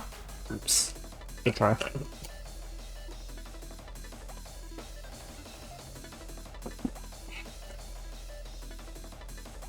Still got really annoyed at strings of bad luck with lost streaks. I had enough with bad experiences that I don't see the point of being that angry anymore. Yeah, right?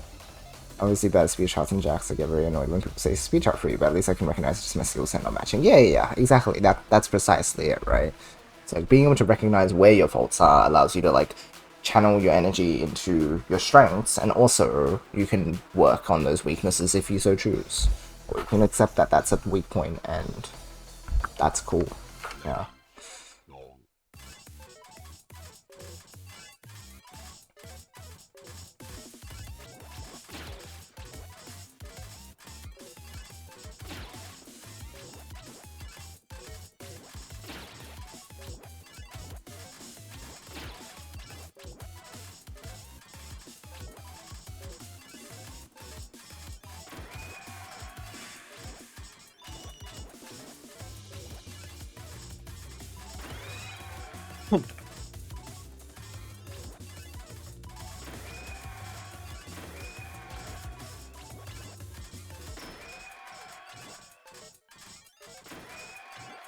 Ooh.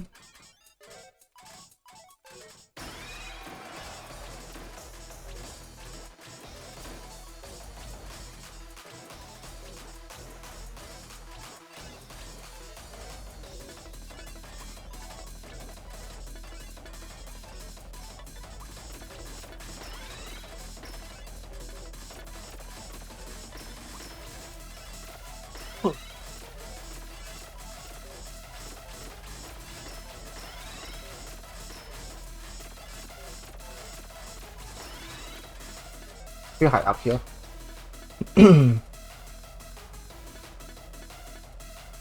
Hello, Rex. Be super with Yoshi. I heard you say Vault instead of Vault, and my brain immediately went to Dead by Daylight. I was gonna say. Oh, whoopsies. When I hear Vault, I think of Fortnite because that's my upbringing. I'm sorry.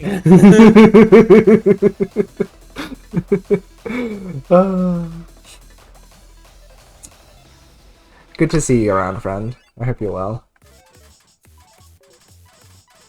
I think we say this every time, but it's like, oh, it's been a while. Come hang out more.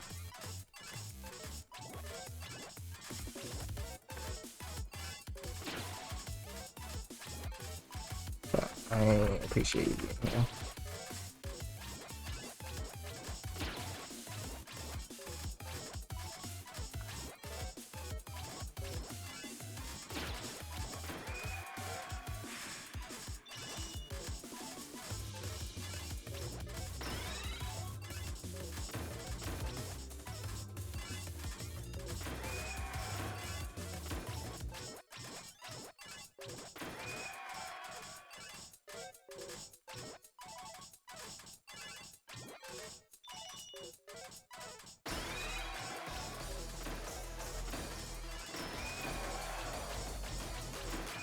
Oh, crazy.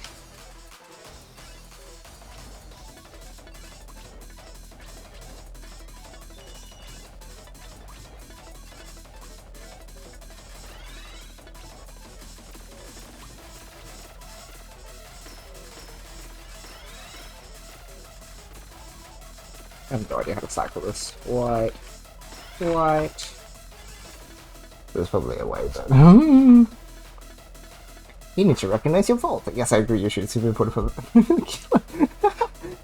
Whoopsies. Yeah, well, this is true. Don't you have Mario Kart World 2? Yes, I do. I need to, like, get together with a few friends online and just, like, play. Because that was the whole point.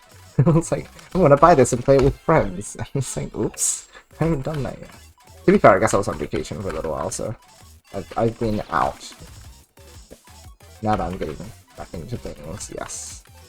It's true. I should organize doing things with friends, because I love my friends.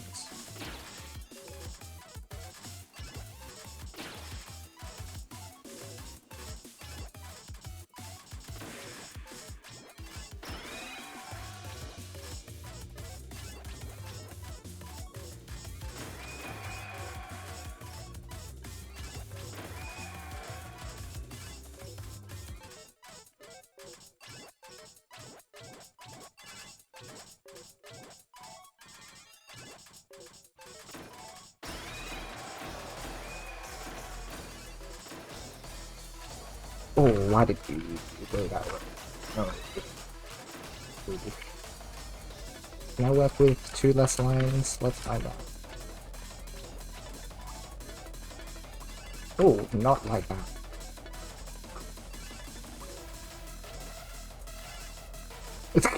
That was bad.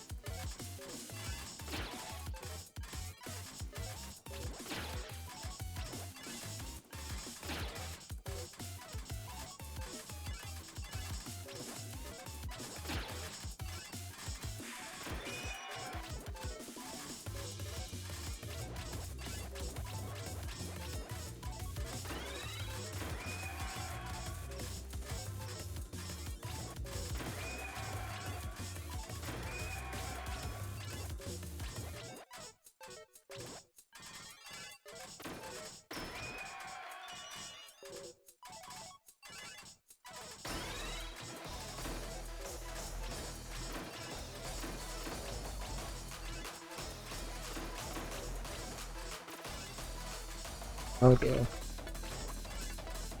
This is not optimal.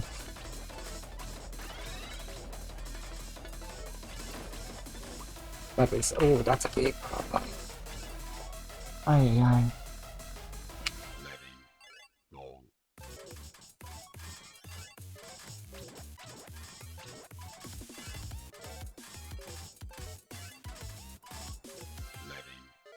Oh no, friends. I thought we were being friendly. What happened to that? No. Nah.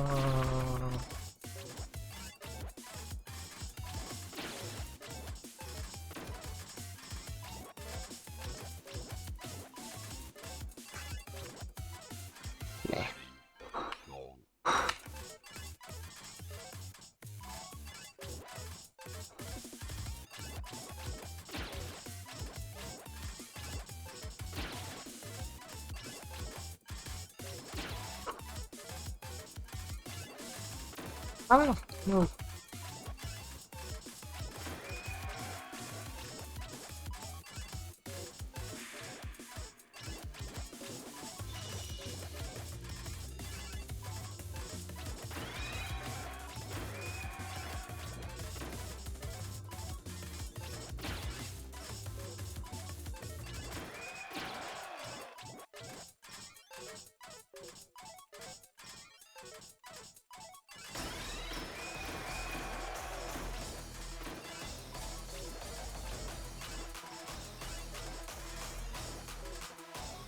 Ah.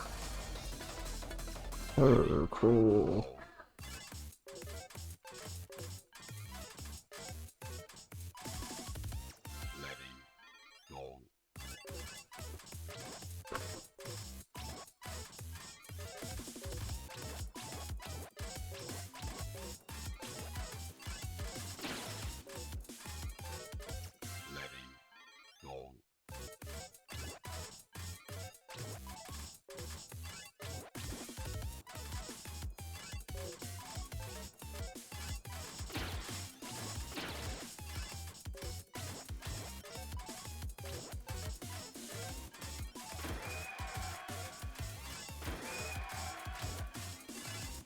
Oh.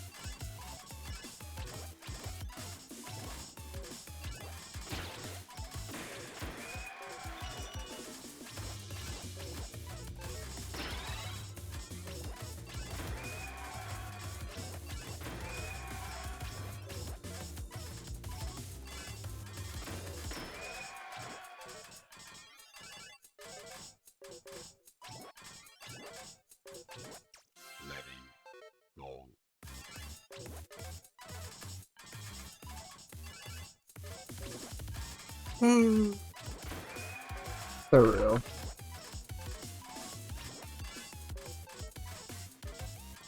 As Rex from Xenoblade 2 would say, when did it get so late? So like, in Xenoblade there's a day-night cycle, right? And when it changes from day to night and night to day, the characters say sentences, I guess. I see. But because Xenoblade 2 is like that, the things that they say are like incredibly funny, because the dubbing in Xenoblade 2 it's incredibly bad. It's probably the worst dubbing I've seen in a really long time. Like, it's not that the actors are bad. Like, I'm sure they're like perfectly decent at their job. The thing is, they only got one take.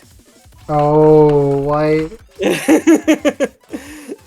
So there's this one interview that they did for the voice actress of Pyra, like one of the main characters of the game. Yes. And by the end of the dubbing process, she was like, I have no idea what this game is about. I'm sorry. Oh no. Like, you're the main character. What? So anyway, It does not inspire confidence.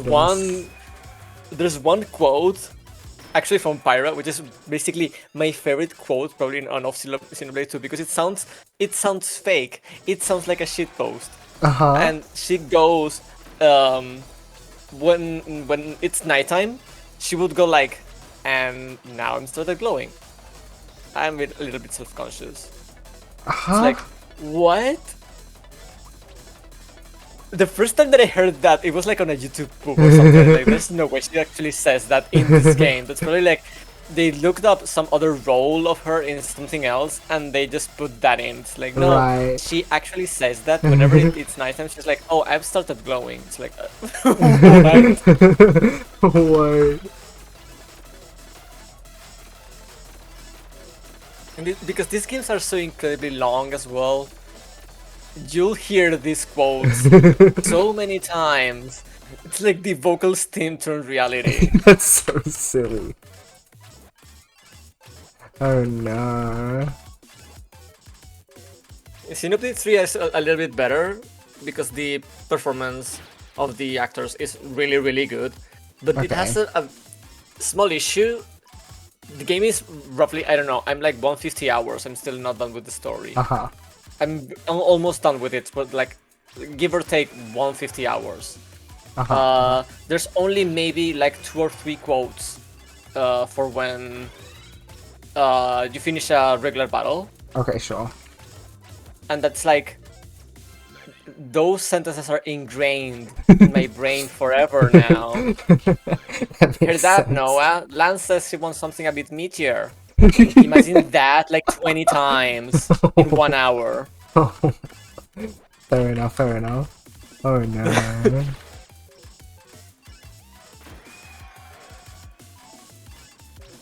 That's so silly. It's actually so good.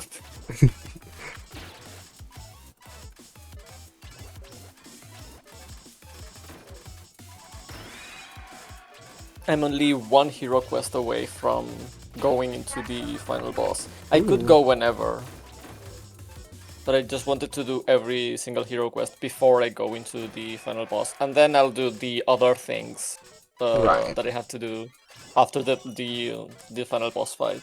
Right. And then there's still the DLC, but I'm gonna wait for a bit because there's stuff that I want to do in the base game. So yeah, I see. It's been an insane journey.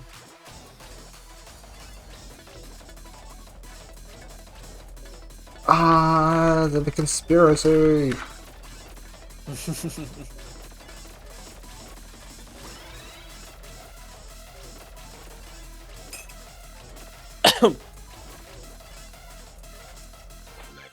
Blah, blah, blah.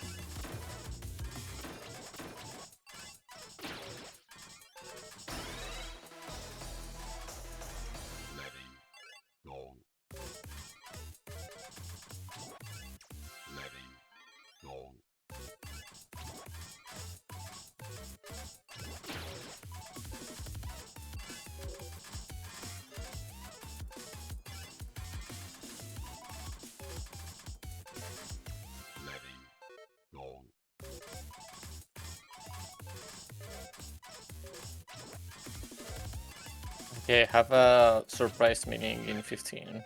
Oh, golly gee. How exciting.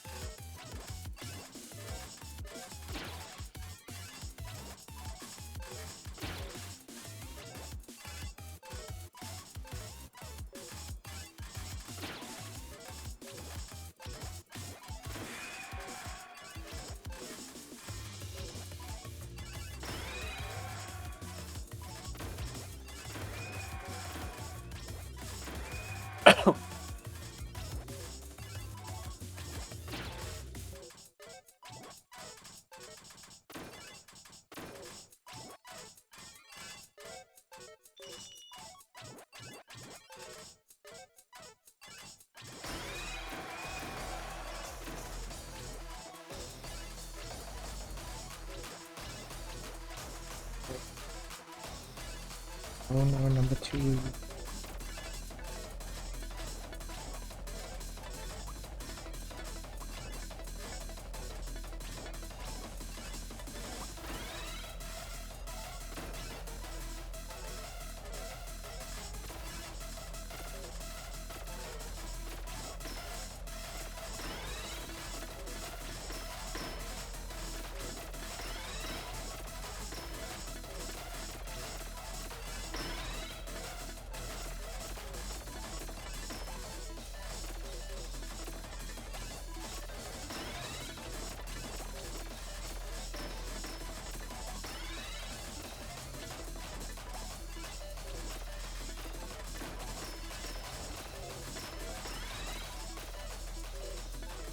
That was cute while it lasted.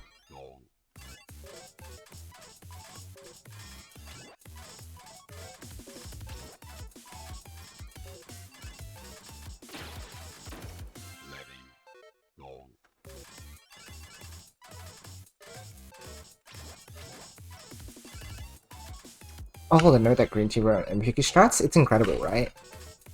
Just like his ability to document and understand everything that's going on.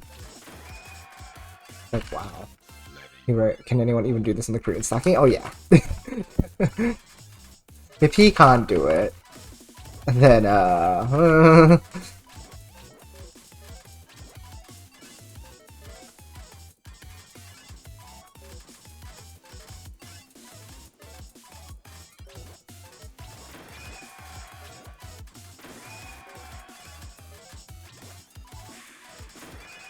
the Google site's incredible, yeah. He put such an exceptional effort into it. I have so much respect and admiration for him.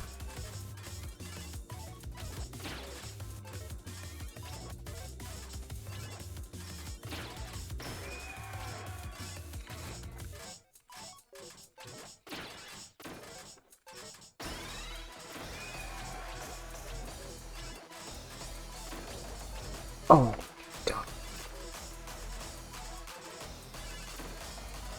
That's just me.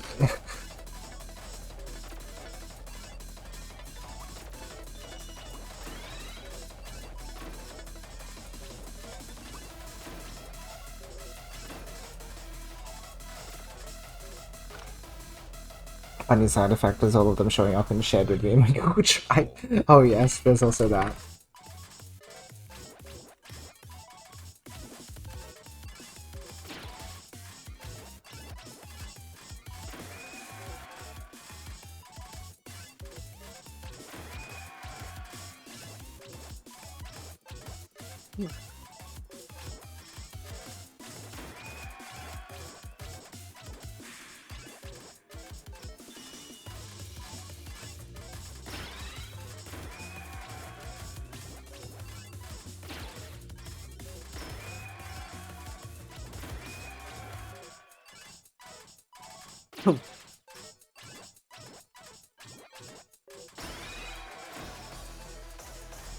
Oh.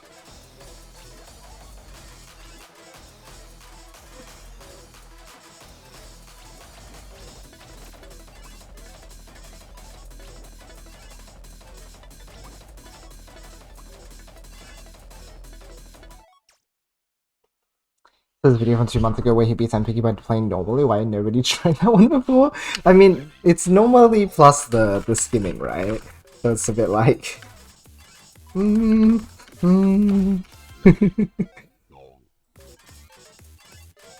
That's really hard. It's too fast, that's why. It requires so much speed to be able to make sure that you skim off in time. Maybe we tried it, but then we thought it was too hard. So we looked for other strats. But I think he said it took ages to get that run, to like record it as well.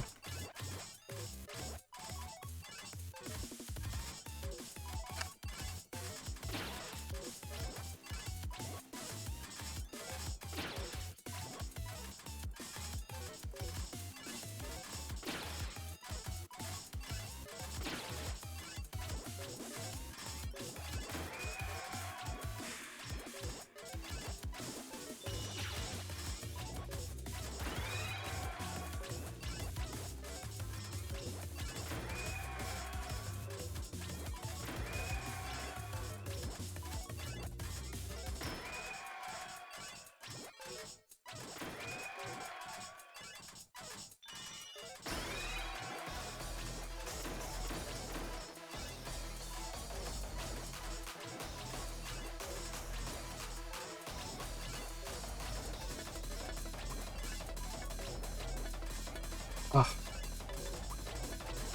That aligned? Oh no, there's a gap in the 3-wide.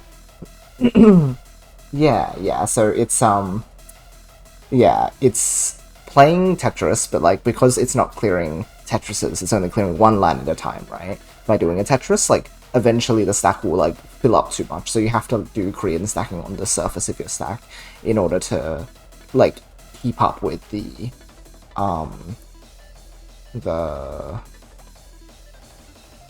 up stack occurring. Generates reaction to running array assembly the machine live was very entertaining. I actually have not seen the run, but I'd love to. I would love to. They've been archived by this point, like re-uploaded, not re-uploaded, you know, like is the bot available somewhere now? Let's probably have a look at it at some point. Oh, sick on YouTube, nice. I'll have to make a note to self to have a look sometime. I'm sure it would be awesome.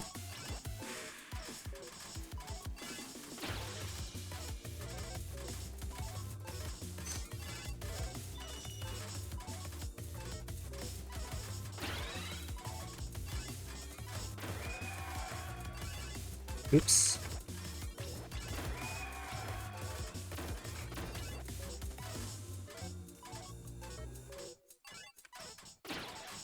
Nice.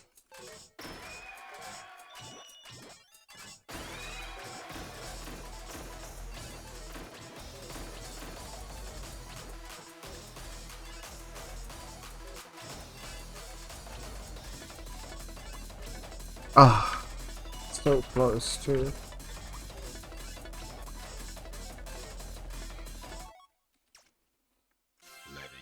And this is fun. Oh, awesome. Thank you very much for the link.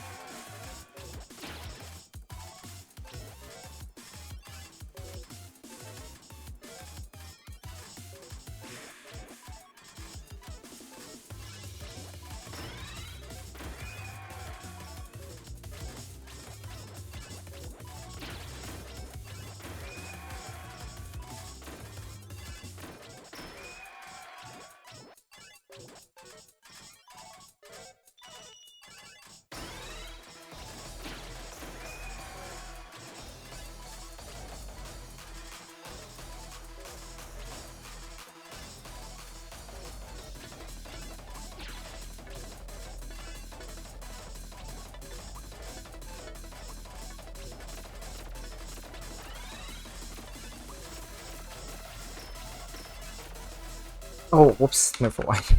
Dang, I was really happy with how I resolved a lot of the weird, like, stack moments, too.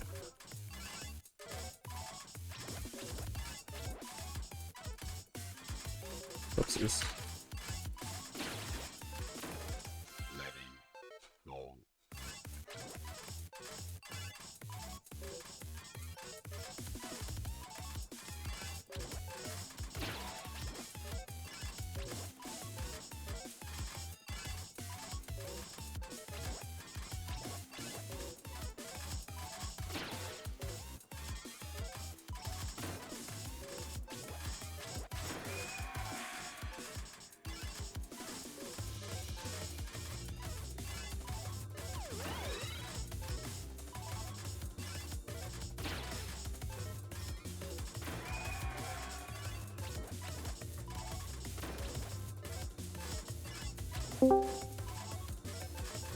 You here?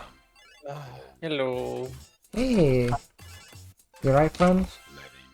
I'm so tired. I can only imagine.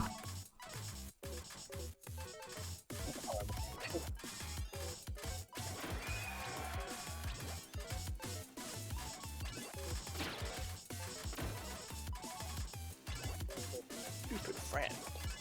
Huh? I shouldn't say that. She's not stupid. She just Oh. makes interesting decisions.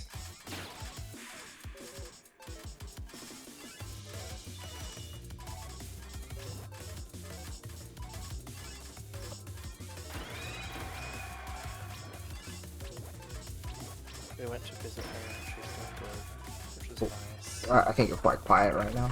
I guess it's just me. Sorry, I'm not. Yeah.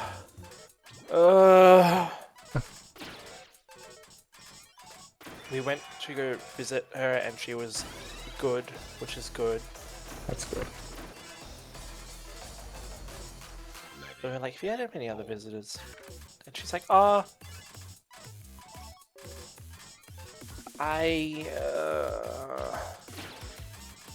just my parents and then you guys. We're like, oh, okay.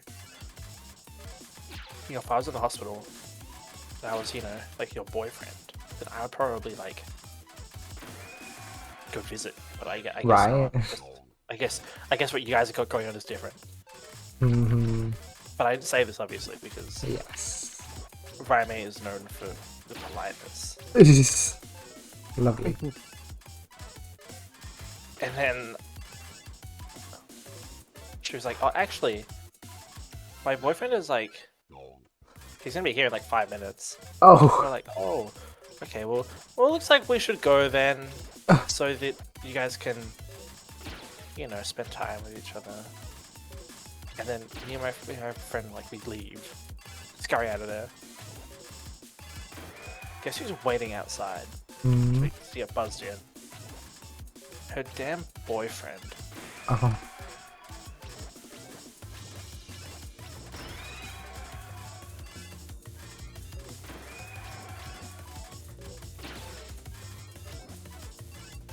This guy's not.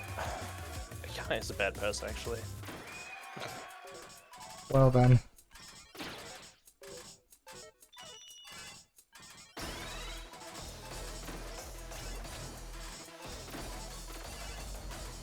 Oh. Oh well. Oh. Cyclone evil.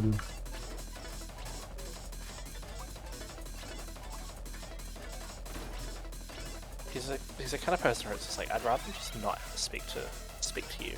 Yeah, I see.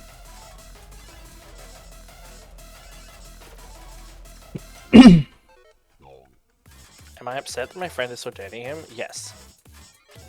Because he said some crazy stuff that I would not be repeating on stream. Because it's kind of vile. Yes, fair enough.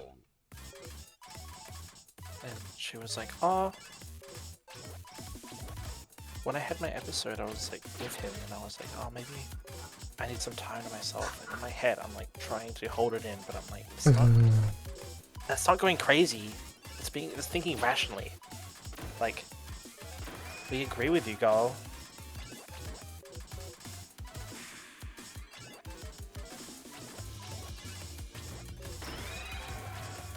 It's like last week, she was like, we have this like Halloween party coming up, and she's like, can I be +1? Oh. And we're all like, ugh. Not this guy again.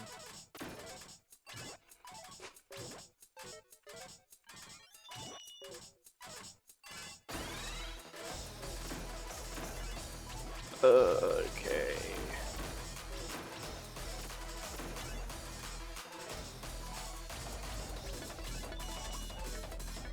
That's nice. Okay, Oh. sorry to leave as soon as you got here, but I have a meeting for like right now. It's okay. I'll be back, hopefully. I have dinner soon, which is why I haven't switched over yet. So then we'll be doing probably glitched out probably by the time you get back, maybe. So like, probably perfect. Sorry, friend. I know, but I'm hungry. And Bruno has a meeting. Okay. I'll be back. Okay. Enjoy yourselves. Bye-bye.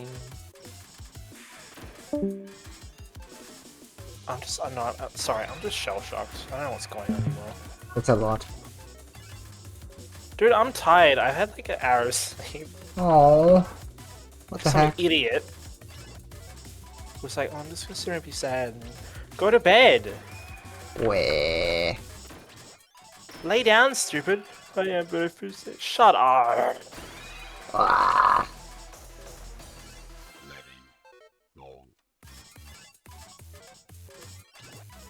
I was like fine. I was fine all day. I like turned the corner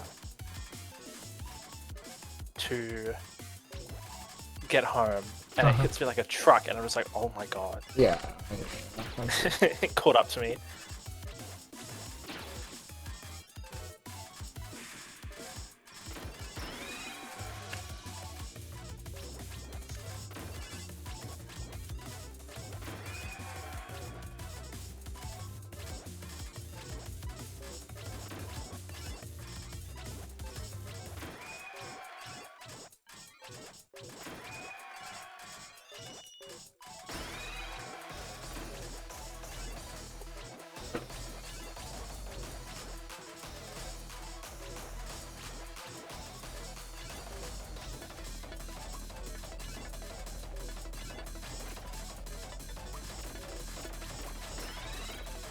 Oh no.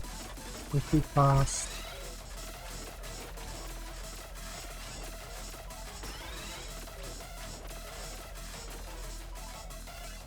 Wait, so Mm-hmm. when is dinner? I think it's being made. I can go check on the progress update right now. One sec. Oh, okay.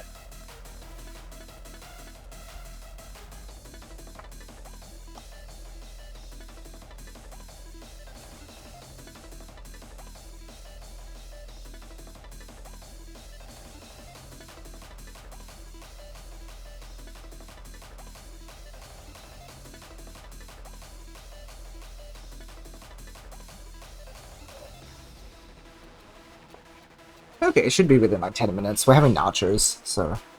Oh, that makes sense. I'm like, it's Yeah. really late. Yeah. Also, like, my sister and I had a late lunch, so... and she was Oh. getting an assignment done, so... Which is like, okay, yeah, I can wait.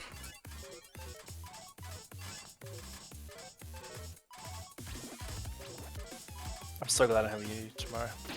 Mm-hmm.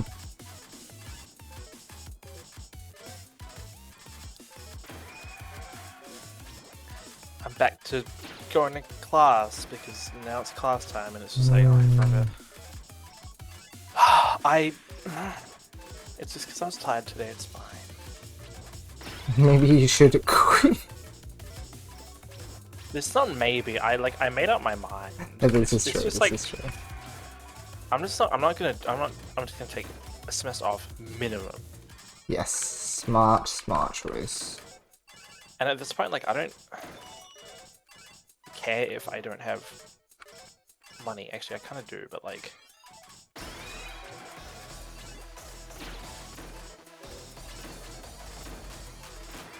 Oh.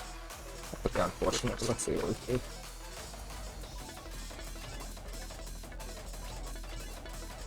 Ah, bleh.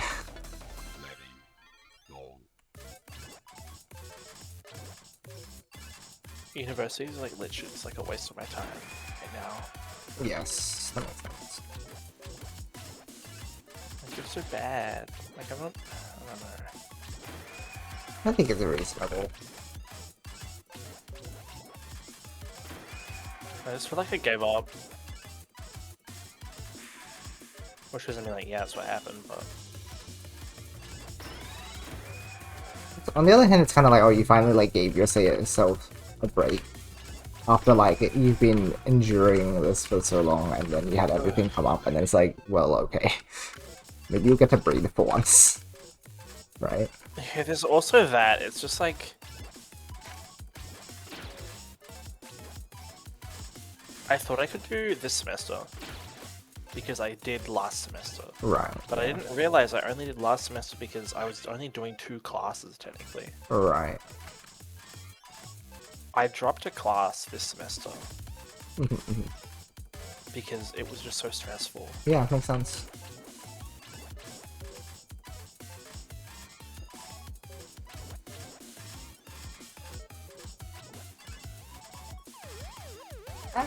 Oh. Like, I'm tired all the time, I don't sleep well. Like...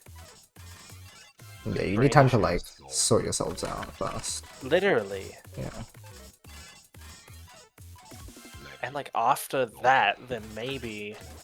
Because I was like, if I give myself like a year, there should be more than enough time to... You also just like play it by ear. Like I'm already like, oh, it is getting to the end of the year and I don't want to go to work yet. I was thinking about that actually. Like, I actually was. I was like, oh, it's like almost next year. You Yeah. might be going back to work.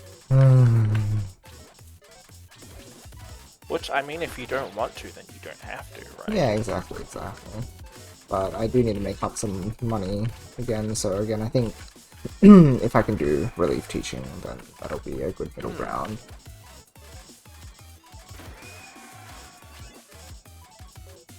I mean, like, worst case scenario, you can just do it semester 2, can't you? That's true too.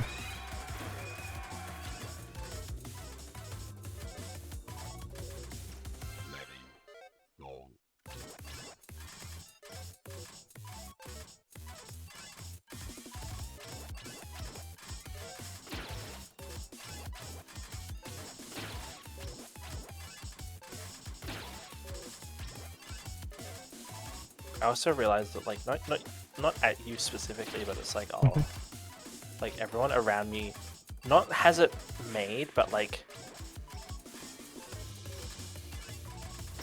all of my friends either are working, are medicated, or like electrocuted themselves enough in high school to like, actually have good study habits. Right, sure. It's not what my not what one of my friends did, but like it's the equivalent of like she got like high ADHR or something because she's cracked. And she puts so much effort into her study, but she has no social life, and it's like I can't do that. Yeah, well.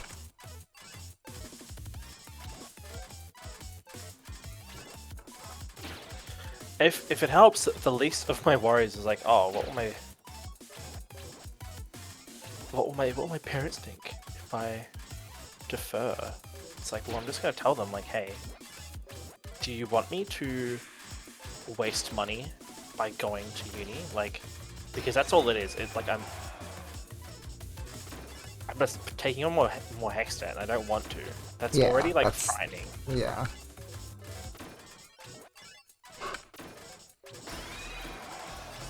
My friend was like, I checked how much I have 14,000. And I was like, that's actually not bad. And I realized, hold on, that's 2 years. Like, that's... I don't know. We will all figure it out one day. Yes.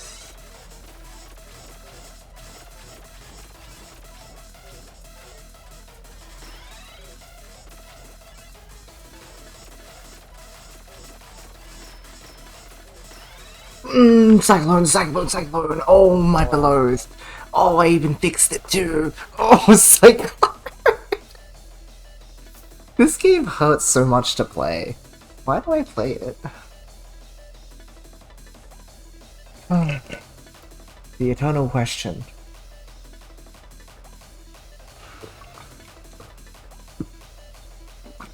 Ugh. So much cruelty baked into one experience.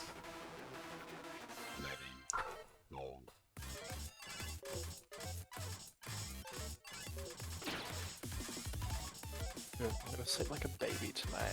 It seems so good. Good EP soon, yeah. It's my favorite part. Yeah, EP. It's like, okay. Wake up early to see stuff in the morning. Whether I want to or not. Oh my gosh. I only came in this morning because the only reason I was up is because I was like driving her to the train station. Yeah. She comes to my room and she just stares at me. I'm like, okay, What? check my phone, see what time it is. She's like, did you lose your phone? I'm like, Oh. what are you talking about? It's obviously in my bed. Why would I? What? She doesn't grab it instantly because it's obviously moved somewhere. I mean, I lost it.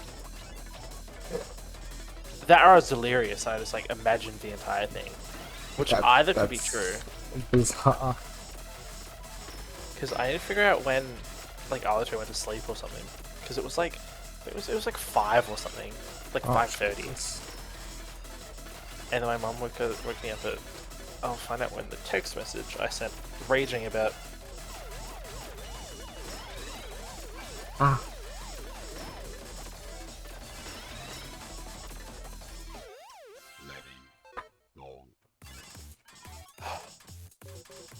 friend was like, "Do you want to get bubble tea?" And I'm like, I can't afford it. Aww.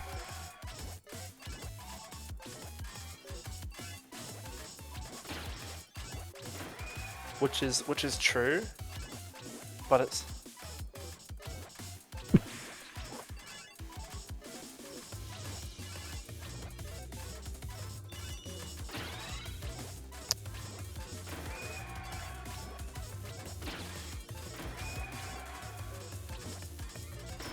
Okay, looks like I need bubble tea. She'll pay for it. Oh! Big money! Aw, nice. This is what we live for. Life is worth living. I say that. When is it ever not? Guys, be real.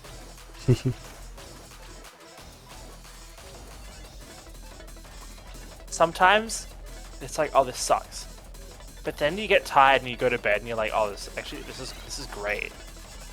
Like I love being tired. Not being tired, but like being tired in bed. And it's like, okay, well, now I just gotta go to sleep.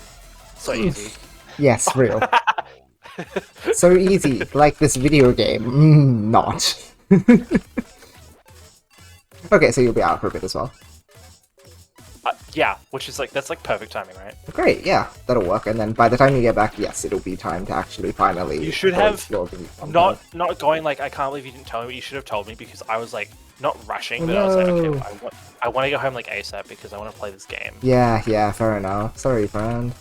It's all right. I don't mind. Mm-hmm. I have had enough trauma for a lifetime. Ooh. Yeah.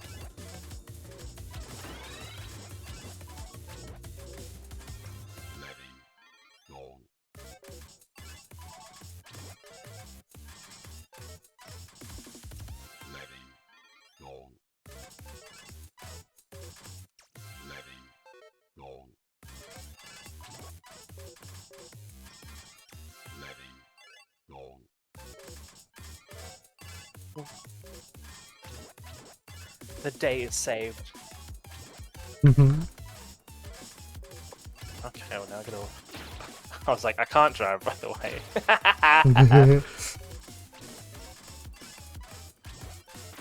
One, because I'm like really tired, and two, because I'm like my fuel tank cannot take this.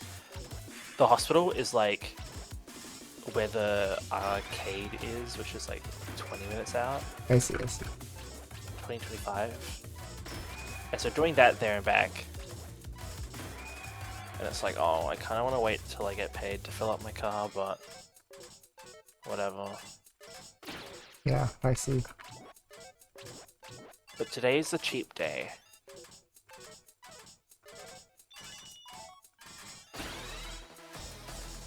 Oh, I know what I'll do. I'll just fill it up tomorrow.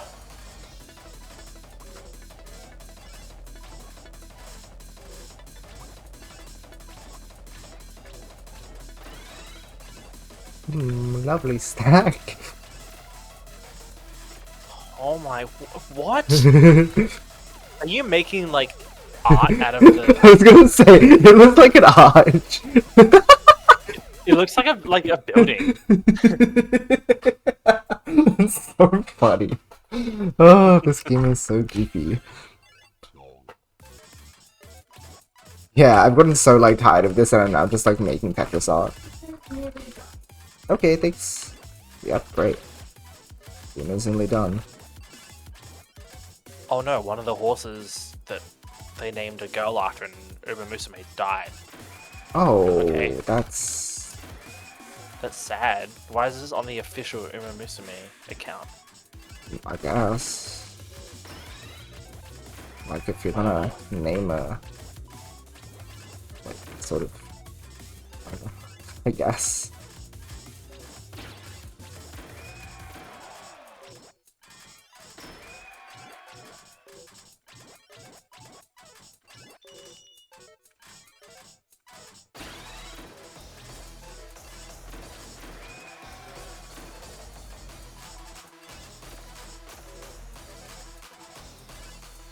Okay.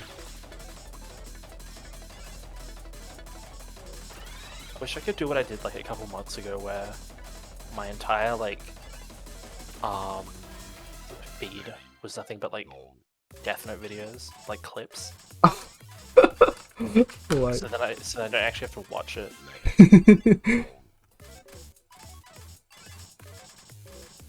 Because I don't want to watch it if they're not like gay for each other. Because I thought that was the whole point.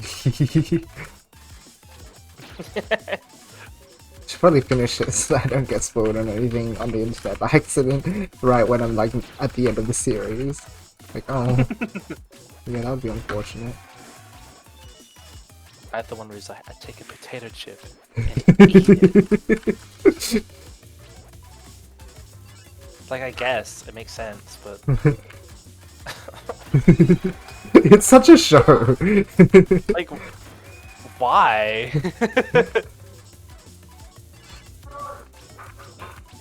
But I like it. It's got moral conundrums for the whole family. I wouldn't do that if I had a Death Note. That's the whole point, right? Like.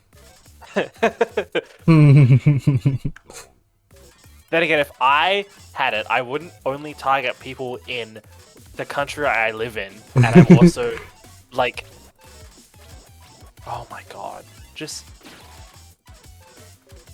I'd just start like getting people in like foreign places, you know? Because how they trace it? There's no way they're gonna go, oh, some furry guy in Australia is actually like the mastermind behind all this.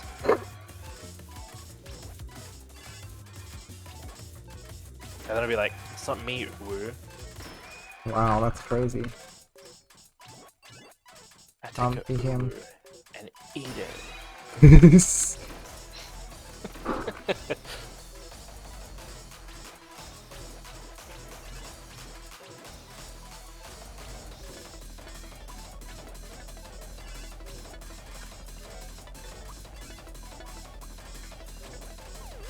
Ah, that's too far over. Okay, it's time to go eat dinner. Oh, I'm so out of it. Oh, this is such a... Oh, I'll get this eventually. I'll get this eventually. It's a proof of concept. I can't even do the proof of concept. Why does he expect us to do this in the game? This is so evil. This is so evil. I'm trying to get the 65-second 1300 plus. Oh my god. Yes, I know. It's so stupid. It's so bad. Green Tea literally like wrote on his Twitter, he's like, it's looking like the rounds number is determined by the level count, and I'm kind of depressed about it. That's not exactly what he said, but like, yeah, but it's along the lines of he's not that happy about it just being like that. And I'm like, yeah, this kind of, like, I get it, but also it kind of sucks too. It's like... Anyway. Well, if I can get this proof of concept down at some point soon, then I can start grinding actual runs. No, just kidding, because I need to get consistent at it. Because not only do I need to do it once, but I need to do it twice. Unbelievable. Anyway, I am going to see if there's anyone to raid for you guys for now first. And then we'll be back after dinner, so maybe in like an hour or something, with Noise Starlight. We are going to be playing the new update. We got some new charts. They're called supernovas, and they are not necessarily harder, but they are saucier. So sometimes they are harder, and sometimes they are interesting. So tune in if you'd like to see some like wacky rhythm game gameplay. Well, rhythm game and bullet hell. Same time. No one's playing TGM. I'm sorry, guys. It seems. Oh wait, hold on. Nope. There's a channel here. Ow! My ears. They're playing. Just kind of playing TGM4 with Bongo Cat. Yeah, great. Okay. Japanese often play Tetris the Grand Master 4 recently. Oh, so they're JP, but they're trying to. Well, English okay, so it's like maybe learning English. That's cool. Okay. Why don't we say hi? Enjoy, everybody. I will be back soon. For now, though, as always, I hope you all have a wonderful rest of your day or night. Love you guys, and I'll see you all next time. Bye-bye. Bye-bye. Oh, dang, follow or sub only chat. I can't message them. Oh, rip. Oops. You gotta follow them. Yeah, but then sometimes it's like a 10-minute delay, and it's like, oh well. I hate when they do that. I know, and it's like, what do I do? It's like, Okay. I just want to say something to you. Honestly, have fun, guys. See ya. Oh yeah, bye bye.